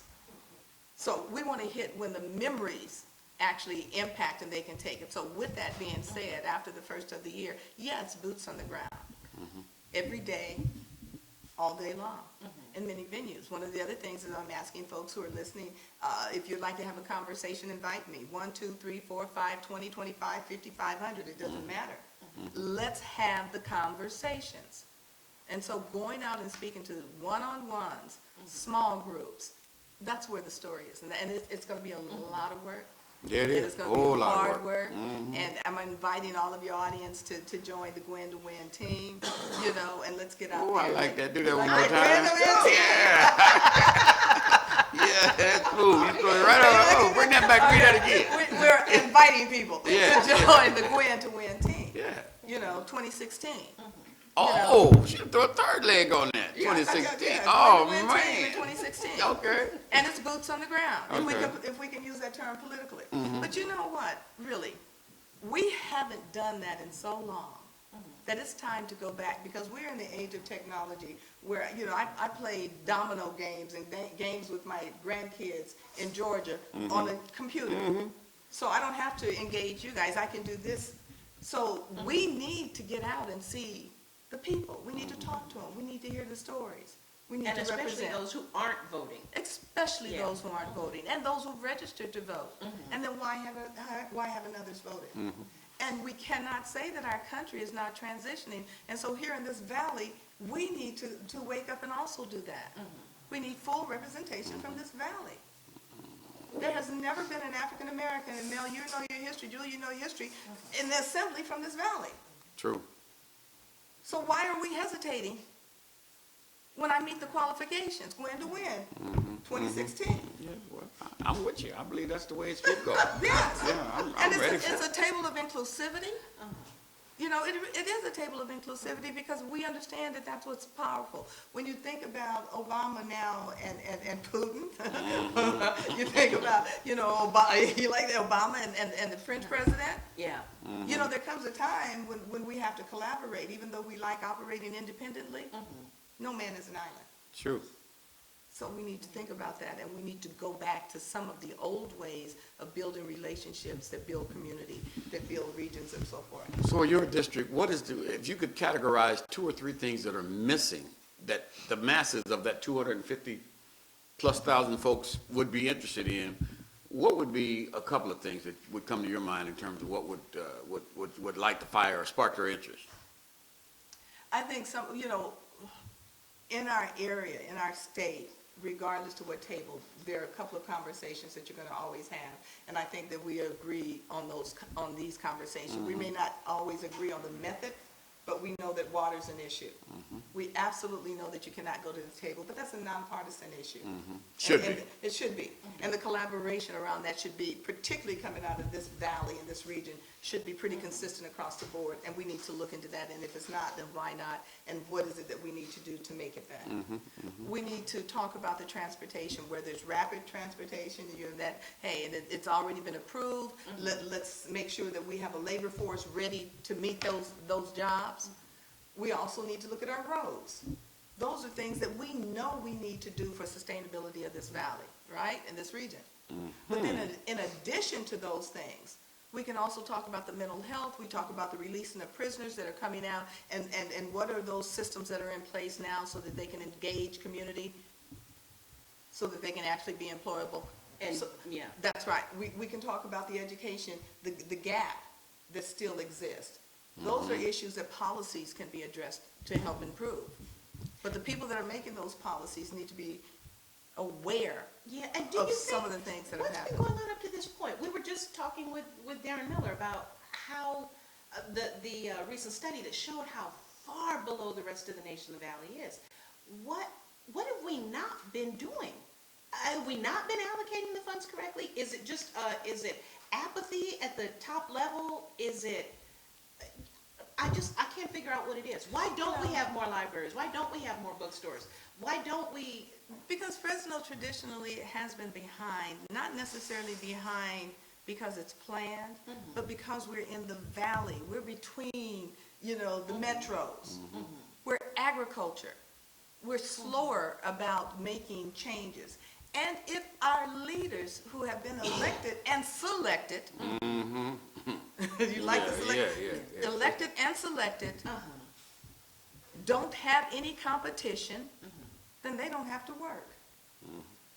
They don't have to work. Business as usual. Business as usual. So who changes that? Who then says this is not what we want? Who does it?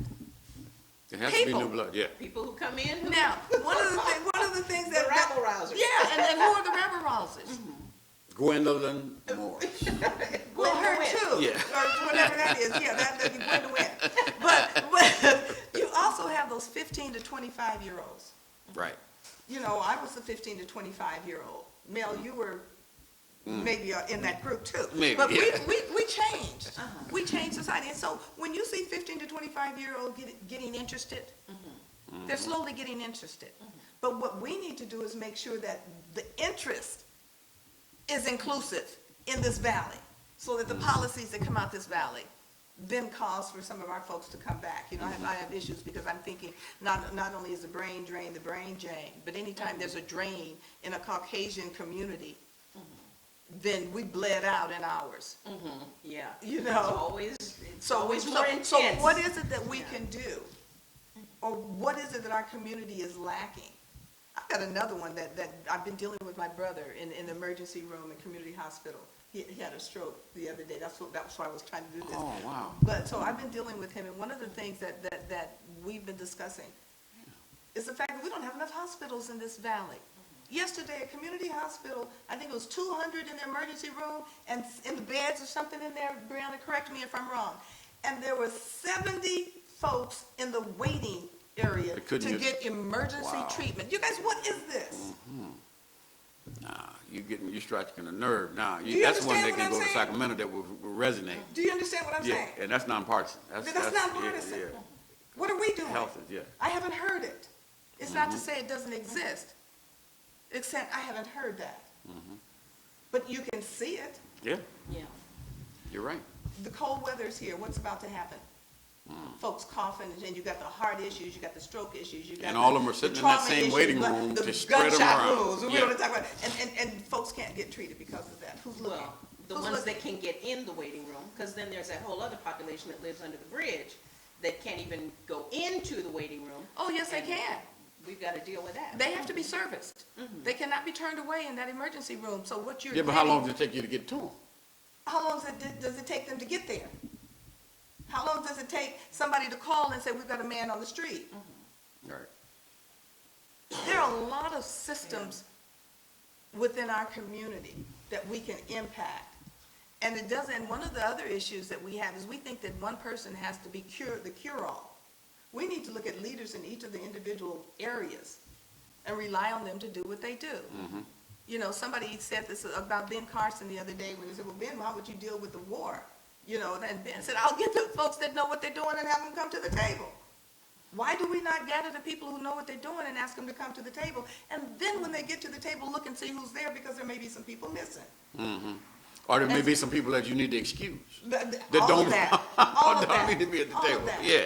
But if we're not monitoring what we're doing, if we're not benchmarking it as we go, how do we know? And if when we closed hospitals and we merged them and nobody is bringing the table back to say this is what it looks like now to the everyday people, not to the boardroom, but to the everyday people so they can hear it, so that it can impact them, how would they know? Okay, so now you're speaking to the heart of this piece. I want to talk about the politics again. Can I back up and talk about the politics one Yeah, more because time? you like politics. I do too, by the way. And I like it more and more every day. The question I have, though, is we're I think 4 or 5 votes away from, maybe less than that, from the Democrats having a supermajority. And when a supermajority takes place, that means that they don't have to talk to anybody else about anything. They can simply set their agenda and move it in the manner that they feel they want to move it. Do you see you being elected as a Republican being able to bring a different kind of discussion to deliberations in the chambers? I think I can, because I think that again, one of the things that we're not looking at, or they are looking at, but one of the improvements can be made, again, is on consciousness of when you make those decisions. Because when I sit at the table, if I'm thinking you're against me and you're for me and you're against me and you're for me, then I'm constantly playing you. That's not what it is. I'm for people. I'm for us. So what is it that is going to move all of us forward? And there's compromises to be made along the way. If we think we can't, then we're wrong. Oh, there's, you know your teammates don't like that word. But my team is the people. You like that word? Yeah. You like that word? Yeah, I do. That's my team. I represent the people. For the people, by the I am the people. But I think also, when you talk about an advantage to that with you being elected would be the fact that because of your skin color, you're going to have an ability to reach across the aisle in a capacity that they can't. And you're female too. Right. Those two, to me, make a difference, because now they have to bring a different conversation to the game. They can't just, the good old boys can't just cut the pie and just push it. And to date, from the area I'm in, that's what's been happening. The good boys have been cutting the pie. And quite honestly, back to the conversation we had in the beginning, there's some folks that are saying, hey, I like this, and they're waiting to see. And the wait is to see, because people just really don't believe I'm going to continue the race, because they figure if she does not raise enough money based on what their theory is enough is, I don't know how you tell me how much I can have and whether or not it's enough, but based on that, they're saying, well, we can squeeze it out and then we can continue to do business. I am taking this vote to the people. Do it what you choose. At the end of the day, it's my campaign, not his to lose. It's mine to win. Ooh, my. Did y'all hear that? It's mine. Win-win. That's it. Yeah, that's what it is. But you know, the fact that you're standing up now saying that this seat belongs to me, I see a lot of people saying, I think you're right. If she moves to after January and she's still around here, man, we better be talking about what do we do? This is what I'm going to ask you. What if they come to you and say, listen, we need a good assistant for Mr. What's his name? Patterson. I'm telling you, these guys. The stations. Yeah. We need a liaison. Yeah, because we like how you run your campaign. You're reaching people. Blah, blah, blah, blah. And they want a piece of it. Yeah, they want it from Oscar Robinson. That's how I send them to consultant. Okay. They'll be one, but that's not going to get you out the race, though. Yeah, but you know what? No, I can show you how I do what I do. Then you have to see who I do it with. Okay. Because they will say, well, we want you out the race. That was part of the beginning, because when they weren't sure, they can't. Let's not do the theys. The individuals within the Republican Party. Actually came, and as we were having conversation, making suggestions, because it's been clean. We need folks over here. We need folks over here. But just to be clear, my journey is I'll be 65 in 2 months. And I've done a lot of the things. I may not have been on a school board, but I have served in those abilities and all of that. This is a serious position, and it's time for us to show that we're prepared and we're ready and we're going for it. Wow. It's mine to win. It's mine to win. Yeah, you just convinced somebody overnight. They ain't gonna mention no names, but Hardy was quite a huddle for them to get over. I called one of my good friends and I said, hey, why are some of my folks? They're almost, they see me coming down Mel, they run. The other way. Yeah. I call a friend. I say, what's up? Yeah. Why? Well, it's this Democrat thing. What Democrat thing? Man, oh man. Boy, that's why we got to get over this hurdle. That's why it's important you run. And this valley, it's more critical than anywhere else. Get over it. This is about consciousness that takes you to a new level. This is about inclusion, inclusivity. This is about policies that impact. Yep. That's what it is. Different kind of legislation. And so we got to approach it that way. Yeah. It's just, I see the posters. See? Consciousness that takes you to a new level. Versus, leadership you can trust. And, the right person for the job. Yeah. Right. Consciousness that takes you to a new level. Yeah. You need that on the poster. All right. I'm back. You got that now? Yeah. Because those kind of things that make a difference for folks. That resonates. But those are also the things that are real. Complacency means that we're not thinking. Right? Because we don't have to. We can just go along with it. And so in this valley, we've been complacent for so long, or we felt that we can only do this. Look at the times across this nation. Yeah. This is not a time for complacency. It's not. Okay, well, I'm ready to vote. What we sign up? Sign up. Again, I have to keep going this way and saying doing that. But one of the things too is you guys, thanks for being on the show.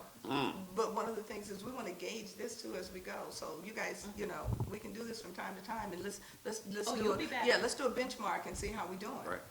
In terms of people actually having conversations about stepping out of their own private arenas and saying, okay, let me get out here and engage again. Because a lot of the other side of it is we have so many baby boomers, we have so many my age who've retired. And rightly so, they're retired and they're enjoying their retirement and they're traveling and they're doing all these wonderful things that they should be doing. Meanwhile, The story's not, the journey's not over, and the story is yet to be finished. exactly. So those of us that are willing to step back and say, wait a minute, if nothing else, there was a gate or a door that wasn't open or a bridge that wasn't built. And we are still those same people. We can open those doors, we can build those bridges. Well, I'm with that. That's what we're doing. I'm with that. I am just excited that you came through and you shared with other folks that you've been sharing with some of us all along. But I'm glad that they get to hear it from your mouth today and hear you talk about it. It's exciting. Yeah, this is it. Yeah, it is exciting. It is exciting. It's also fun, and folks say, really, it's not supposed to be. You know, they tell you politics are not, it's not supposed to be fun. If you're not having fun in what you do, then you need to stop doing it. Because it relieves the stress. I'm looking forward to going home at Thanksgiving and saying, guess what? That's right.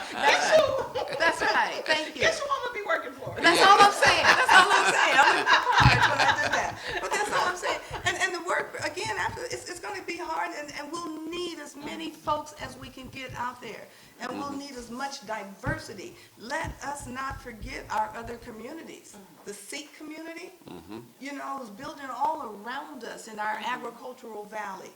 You know, there's a lot that's going on. You got a relationship with them? Some of them. Woo, girl. Some of them. Oh, yeah, you'll not be as all well right. as I'd like for it to be, and I won't be, but, you know, I understand that, you know, they had some events this last weekend, and my opponent, again, was out there just smiling and grinning. But, you know, it's not about speaking in large audiences, it's about the relationship. That's piece, right. too. That's what it's about. It's about Relationship. relationships. Will I see you after the day is over? Yeah. And so we've got to have those conversations and assure people that I didn't just start here. Well, any other parting words you'd like to share with us before we take this break and bid you farewell and good luck and all that other stuff? Farewell and good luck.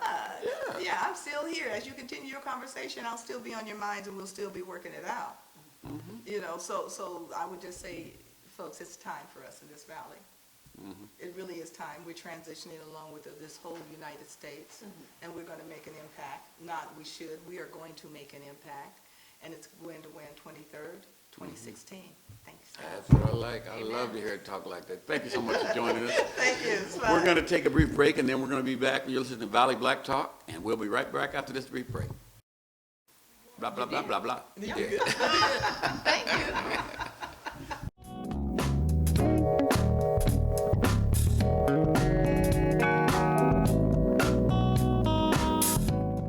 When you have credit card debt, the debt suckers' high rate and high pay are everywhere. Ooh, they're making another minimum payment. Great. Most of the money goes to us. We'll suck the life out of them. Because your credit card rates are so high, you can't get rid of the debt suckers alone. Their minimum payments are in vain. No, that's juicy. But one call to Consolidated Credit can get the debt suckers off your neck.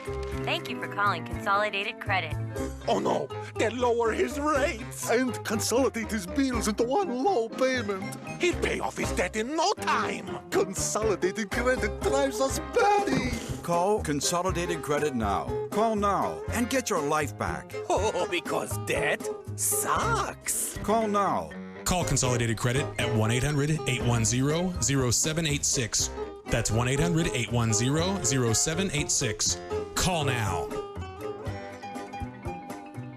This is important news for women using birth control medications and devices. If you or a loved one have been diagnosed with a pseudotumor after using one of these birth control drugs or devices, you may be eligible for a cash award and medical expenses. Contact the law firm of Davis & Crump right now if you or a loved one have used one of these birth control medications or devices and were diagnosed with a pseudotumor to see if you are eligible for a cash award and medical expenses. Call now. Operators are standing by. The following is a paid presentation for Luminous Air. People have said to me, you look amazing. What have you done? People ask me if I've had a facelift. People asked if I got Botox. These women all switched to a new foundation. People come up to me and say, your skin is beautiful. It's not a skincare lotion or potion. It's not even plastic surgery. I will have people say, What are you doing? You look younger. It's a huge leap forward in makeup technology. This is what I used to look like 10 years ago. And it can help you look 10 years younger instantly. I've had 2 people actually tell me it looks like I have porcelain skin. It's the Airbrush Beauty Breakthrough Luminous Air, the most exciting new beauty product in years. It's the revolutionary new way to apply makeup that gets results liquids and powders can't match. I love it. I love the way I look. I looked in the mirror and it was like, whoa. It's a miracle makeup. It's the only makeup I will use. Today, you'll see dozens of women who've modernized the way they do makeup and transformed their faces instantly. They are ecstatic about their results. Your skin almost glows. I have gotten my youth back. I look better than I've ever looked. Luminous is a magical result. The makeup you're using can look dry and cakey. It exaggerates your pores and wrinkles, and it can make your skin look rough. Keep watching. You'll learn how you can go from this to this. You'll learn all about how you can have smoother looking skin, eliminate the problems of traditional makeup, and look 10 years younger instantly with the magic of Airbrush and Luminous Air. Airbrush makeup was born in Hollywood because it gets the very best look. Oscar and Emmy award-winning makeup artists switched to using airbrush because it eliminates the heavy, unnatural look of liquids and powders. Airbrush makes everyone who wears it look younger. V. Neal is an 8-time Academy Award-nominated makeup artist. She's worked on some of the biggest movies in history, including the Pirates of the Caribbean films and The Hunger Games. She knows how beautiful airbrush makeup looks. It's a really flawless, very soft, velvety look. Plush. It gives your skin a really plush look. John Elliott is an Oscar nominee and was the head makeup artist on Desperate Housewives. Airbrush makeup.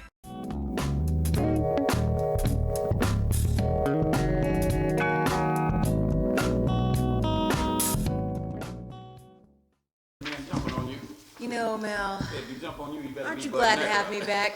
Aren't you glad that we're back on the air live? Yeah. We're not back yet. Yes, we are right now. Oh, no, we're not.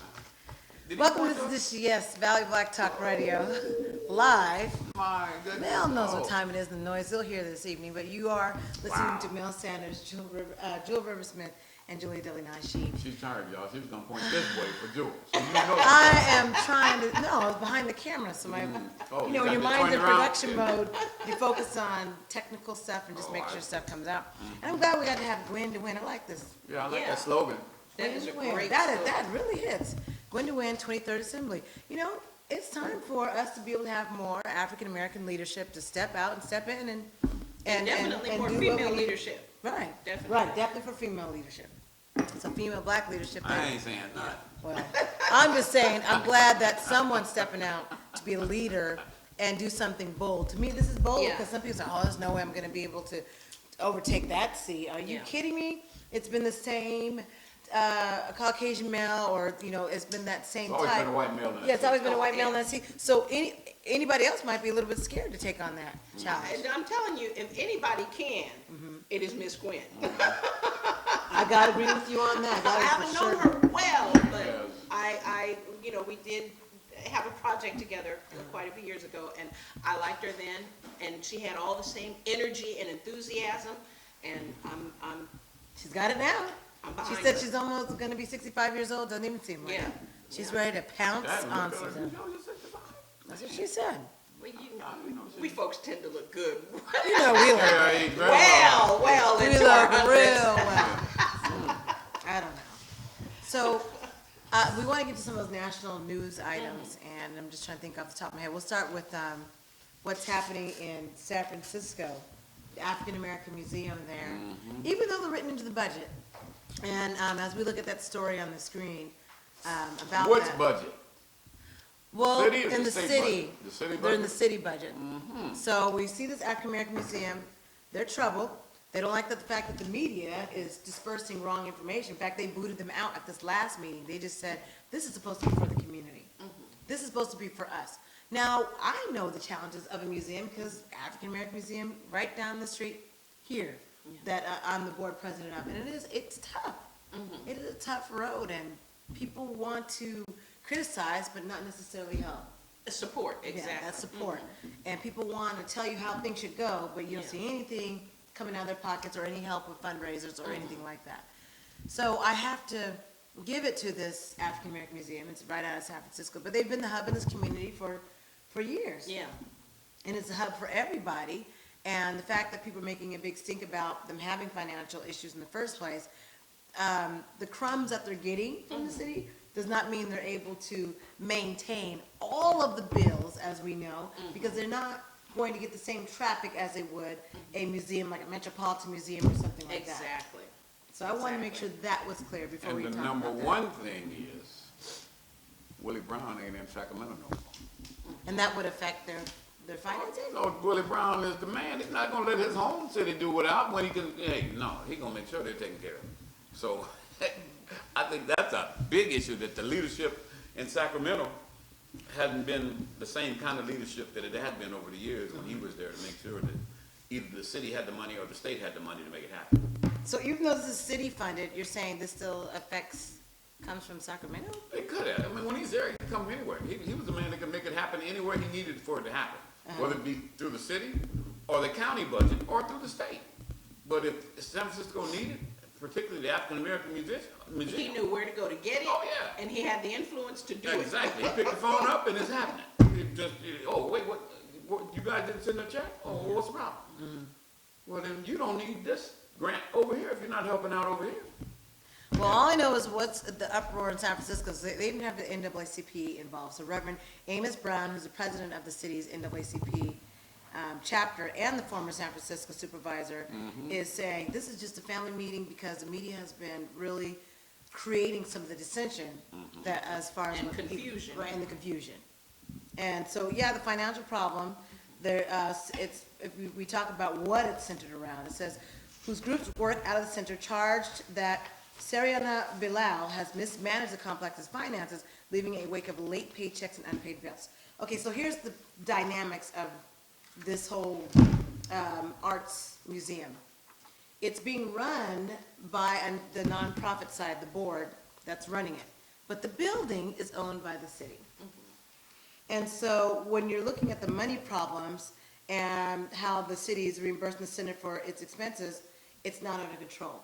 How do I know? Because we went through that with the African American Museum, the Tri-Counties agreement, which is finally up in 2017. And so that whole dynamic, we're going to give this to you, but it's still a city building. Or we're going to give this to you, but you still have to pay for this, and this taxes. There are still bills, just because you're written into the budget, and then if it's owned by the city, technically you're paying back to the city whatever it costs of the rent and all the other fees and the taxes for the city of San Francisco, which are not cheap.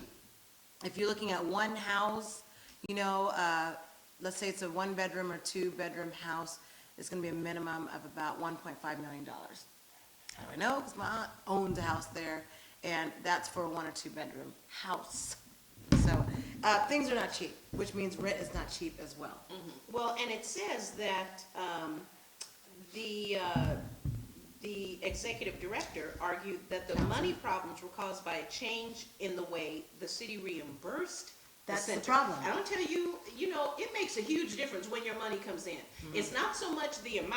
I mean, you can get a whole lot, but if you get it all at the end of the month, I know what I'm talking about. It makes things rough. Oh, it makes it So rough. I don't know how their money is dispersed. Gotta rob Peter to pay Paul. It's a Yeah, mess. but that's certainly something to consider. If Right, you it get, really your money every 6 months, Right. and you got to try to figure out a way to stretch it and pay all these bills and pay all the people that have to be paid, and you won't get more until, that's not easy. Right. So I want to make sure we keep that on our mind, but I want people to understand, don't always go off of what you see in the media unless it's from a reliable source. When I say reliable source, Mel, I'm not talking about your CNN and your MSNBC that you like to watch. I'm talking about the sources that are within, I know, go ahead and say something, but I'm right.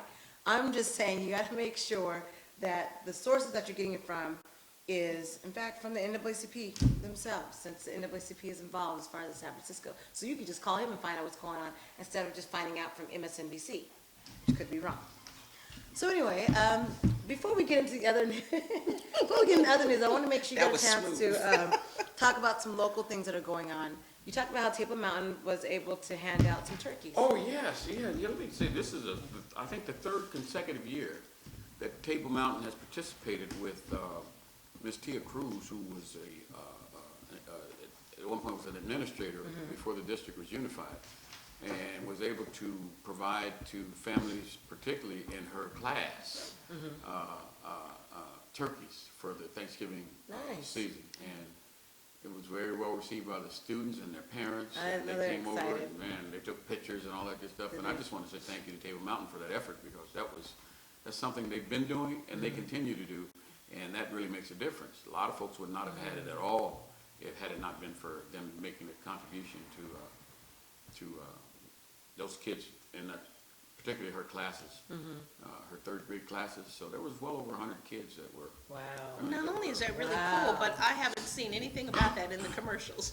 Yeah. Which That's means why that you they do need- it without a whole lot of recognition. Right. Which, you know, a lot of times people do stuff. Yeah. And like Mattress Land and the foster Right. kids, and Oh, you know, yeah. it's a great program, But but they do it they for don't written. spare. I mean, if they get you for a second, they want you to know we're doing this, we're doing this. So for Table Mountain to do it, That's not why have we it have plastered all grassroots over. media like Yeah. us to be able to tell people, hey, this is Yeah. what this organization is doing, this is Yeah. what this entity is doing. So that's important. Very important. Looking at other news, and this is more national news, before we get into President Barack Obama, I didn't know if you guys saw the black tape. These are over the Harvard law professors, and people watching that on the screen as we talk about it. And you have the black professors at Harvard Law School, just their pictures. So you have all the law professors that are tenured or that have passed on or that are still there, all of them on the wall, and you'll see these pictures because people can say, well, how do you know it's just the black professors who had tape over the face? Well, because they're sitting next to other professors that are not black that don't have any tape over the face. So it's just the black law professors that have tape over their face. Wow. And so I'm having a hard time with this because they're saying the police are culprits of this or anything like that. But come on, they know there's cameras around the campus. That's why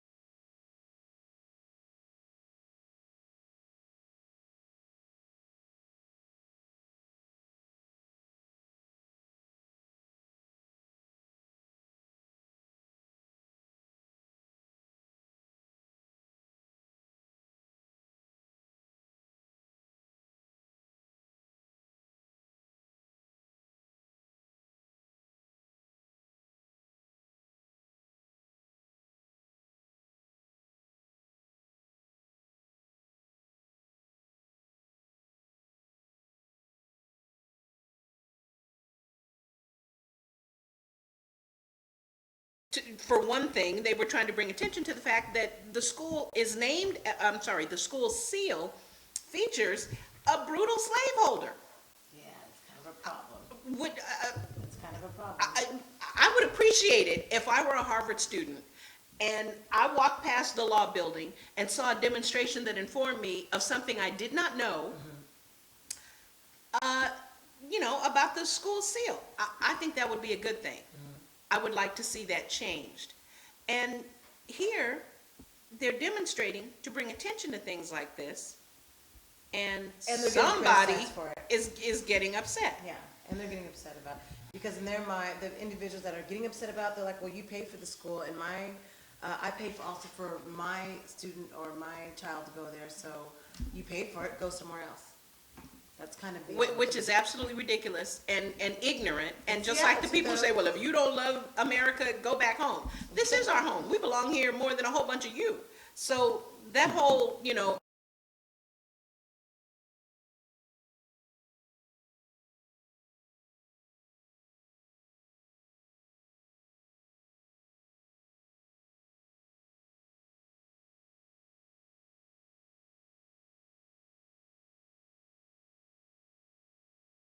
one where they were speaking at Donald Trump's event. No,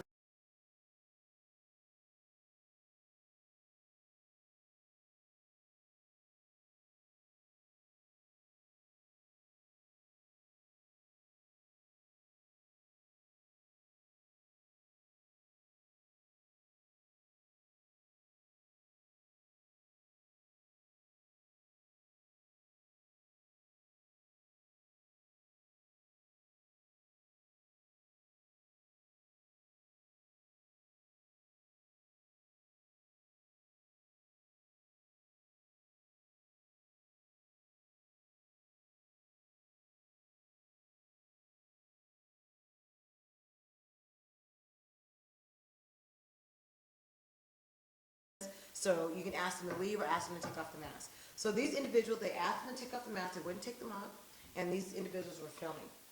So The individuals who are wearing the masks the were individuals filming. wearing the masks were filming people.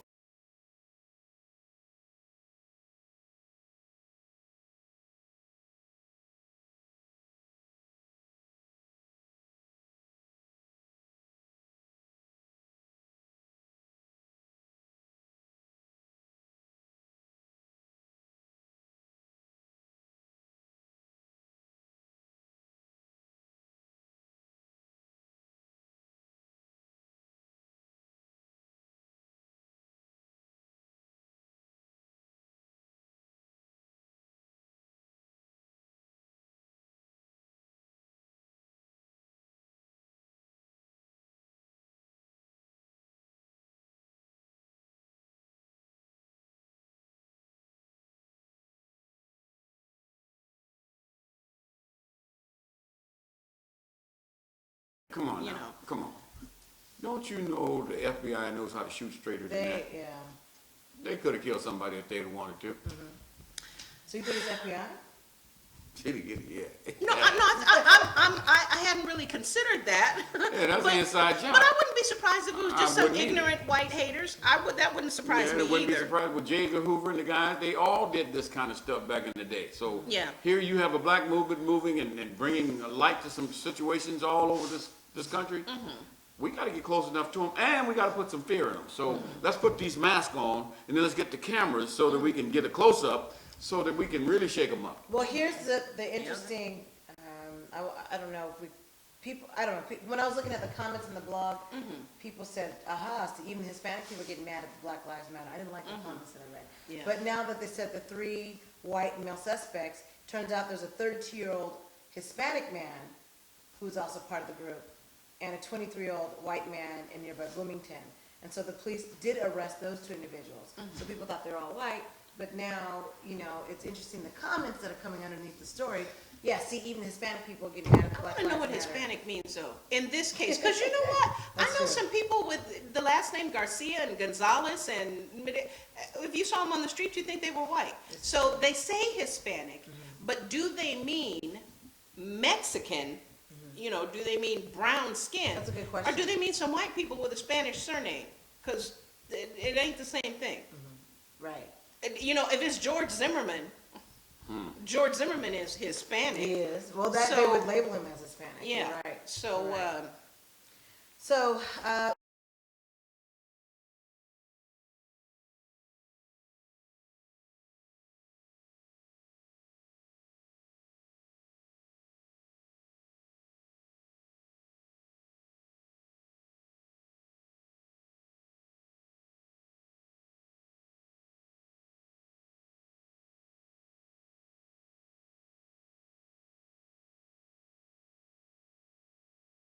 Be so angry till it's going to cause chaos. So the family, 16 but shots. others are saying,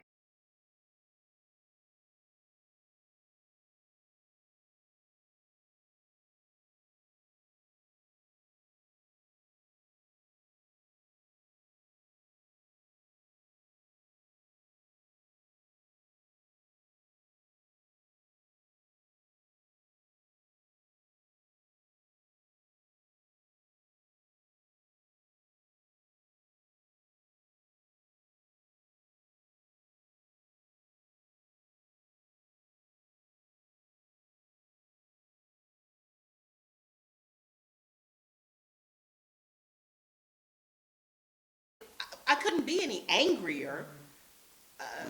I think we need to see it. And in fact, I think it ought to be, I don't know how they do that. It ought to be required viewing. Tomorrow. Everybody ought to be white people need to see. up in arms. Yeah. Okay, you have a point. Because just like when white people We saw know what was happening they in need Alabama, and people getting shot during, when they were trying to cross the bridge, it made a difference. Yeah. Yeah, they need to see it. Like that young man, if he stopped in Mississippi or someplace, Memphis, where he was pulling in the gas station parking lot, and the police told him, let me see your license. And he says, okay. He reaches back to get his license, he's just, bam, bam, bam, bam. Right. Man, what are you showing me? I'm getting my license. Right. Yeah. And then he apologized to the police officer. Yeah. Frankly, I Now, think they all fired of him, them, but he all should of have been in prison. everything They they've should caught be on busy. film ought to be on a 24-hour loop on somebody's cable channel in every single city. Yeah, well, they do have a site like that. I'll have to get it for you, it's on Reddit. And finally, the last story of the evening that we'll end with, because it was breaking news today. You guys saw the breaking news? Which one? President Barack Obama. All right.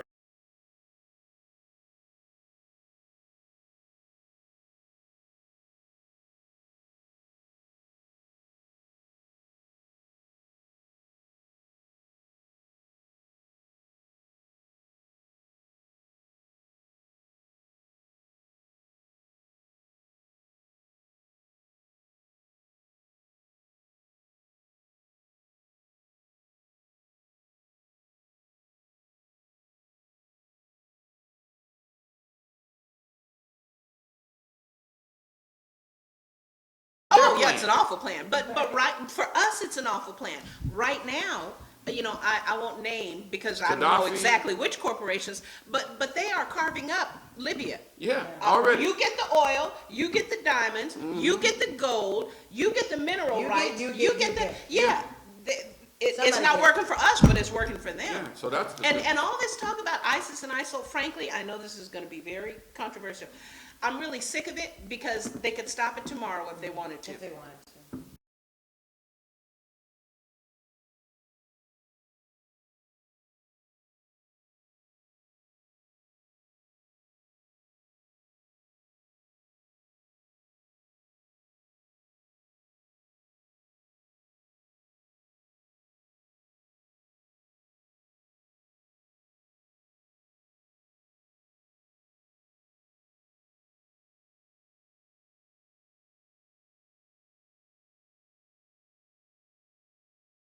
Knows the truth. Yes, that's exactly why his hair changed so fast. And he said, man, you mark like this or else we got something for you.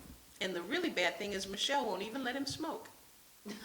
Yeah. He needs to release Smoke some what? stress, I would think. There's other ways to relieve Oh, what? stress. Oh. Well, There's other ways to relieve stress. There's all types of different exercises to do. There's walking and other things. yeah, Mel knows about that, right? So anyways, we hope that you have a wonderful Thanksgiving. It's right before the holiday. You won't see us until Sunday. And so we appreciate you joining us. We would like to thank our guest, Gwen Morris, running for the California State Assembly 2016. 23rd, for 2016, 23rd District. And we always welcome the other, opponents so that people Yeah. know we're always open. Don't have to be black. Yeah, bring it on. Yeah, Let me hear your point of view. We want to hear all different points of view. We also like to thank Daren Miller giving us an update about his case with Madera Unified School District. We're going to Yes. stay on top Please of follow that. and follow that Yeah. to see, what's next. And so we appreciate you watching this edition of Valley Block Talk Radio on the ONME Network. Maybe, and don't forget the ONME Shopper. Check that out tomorrow. Just go to Yeah. myonme.com to see what you want to purchase for the holidays. Maybe we could be your Black Friday. Yeah. Maybe your Black Friday. Real Literally. Black Friday. Maybe Yeah. your real Black Friday, for real though. Thank you for watching. Have a great holiday.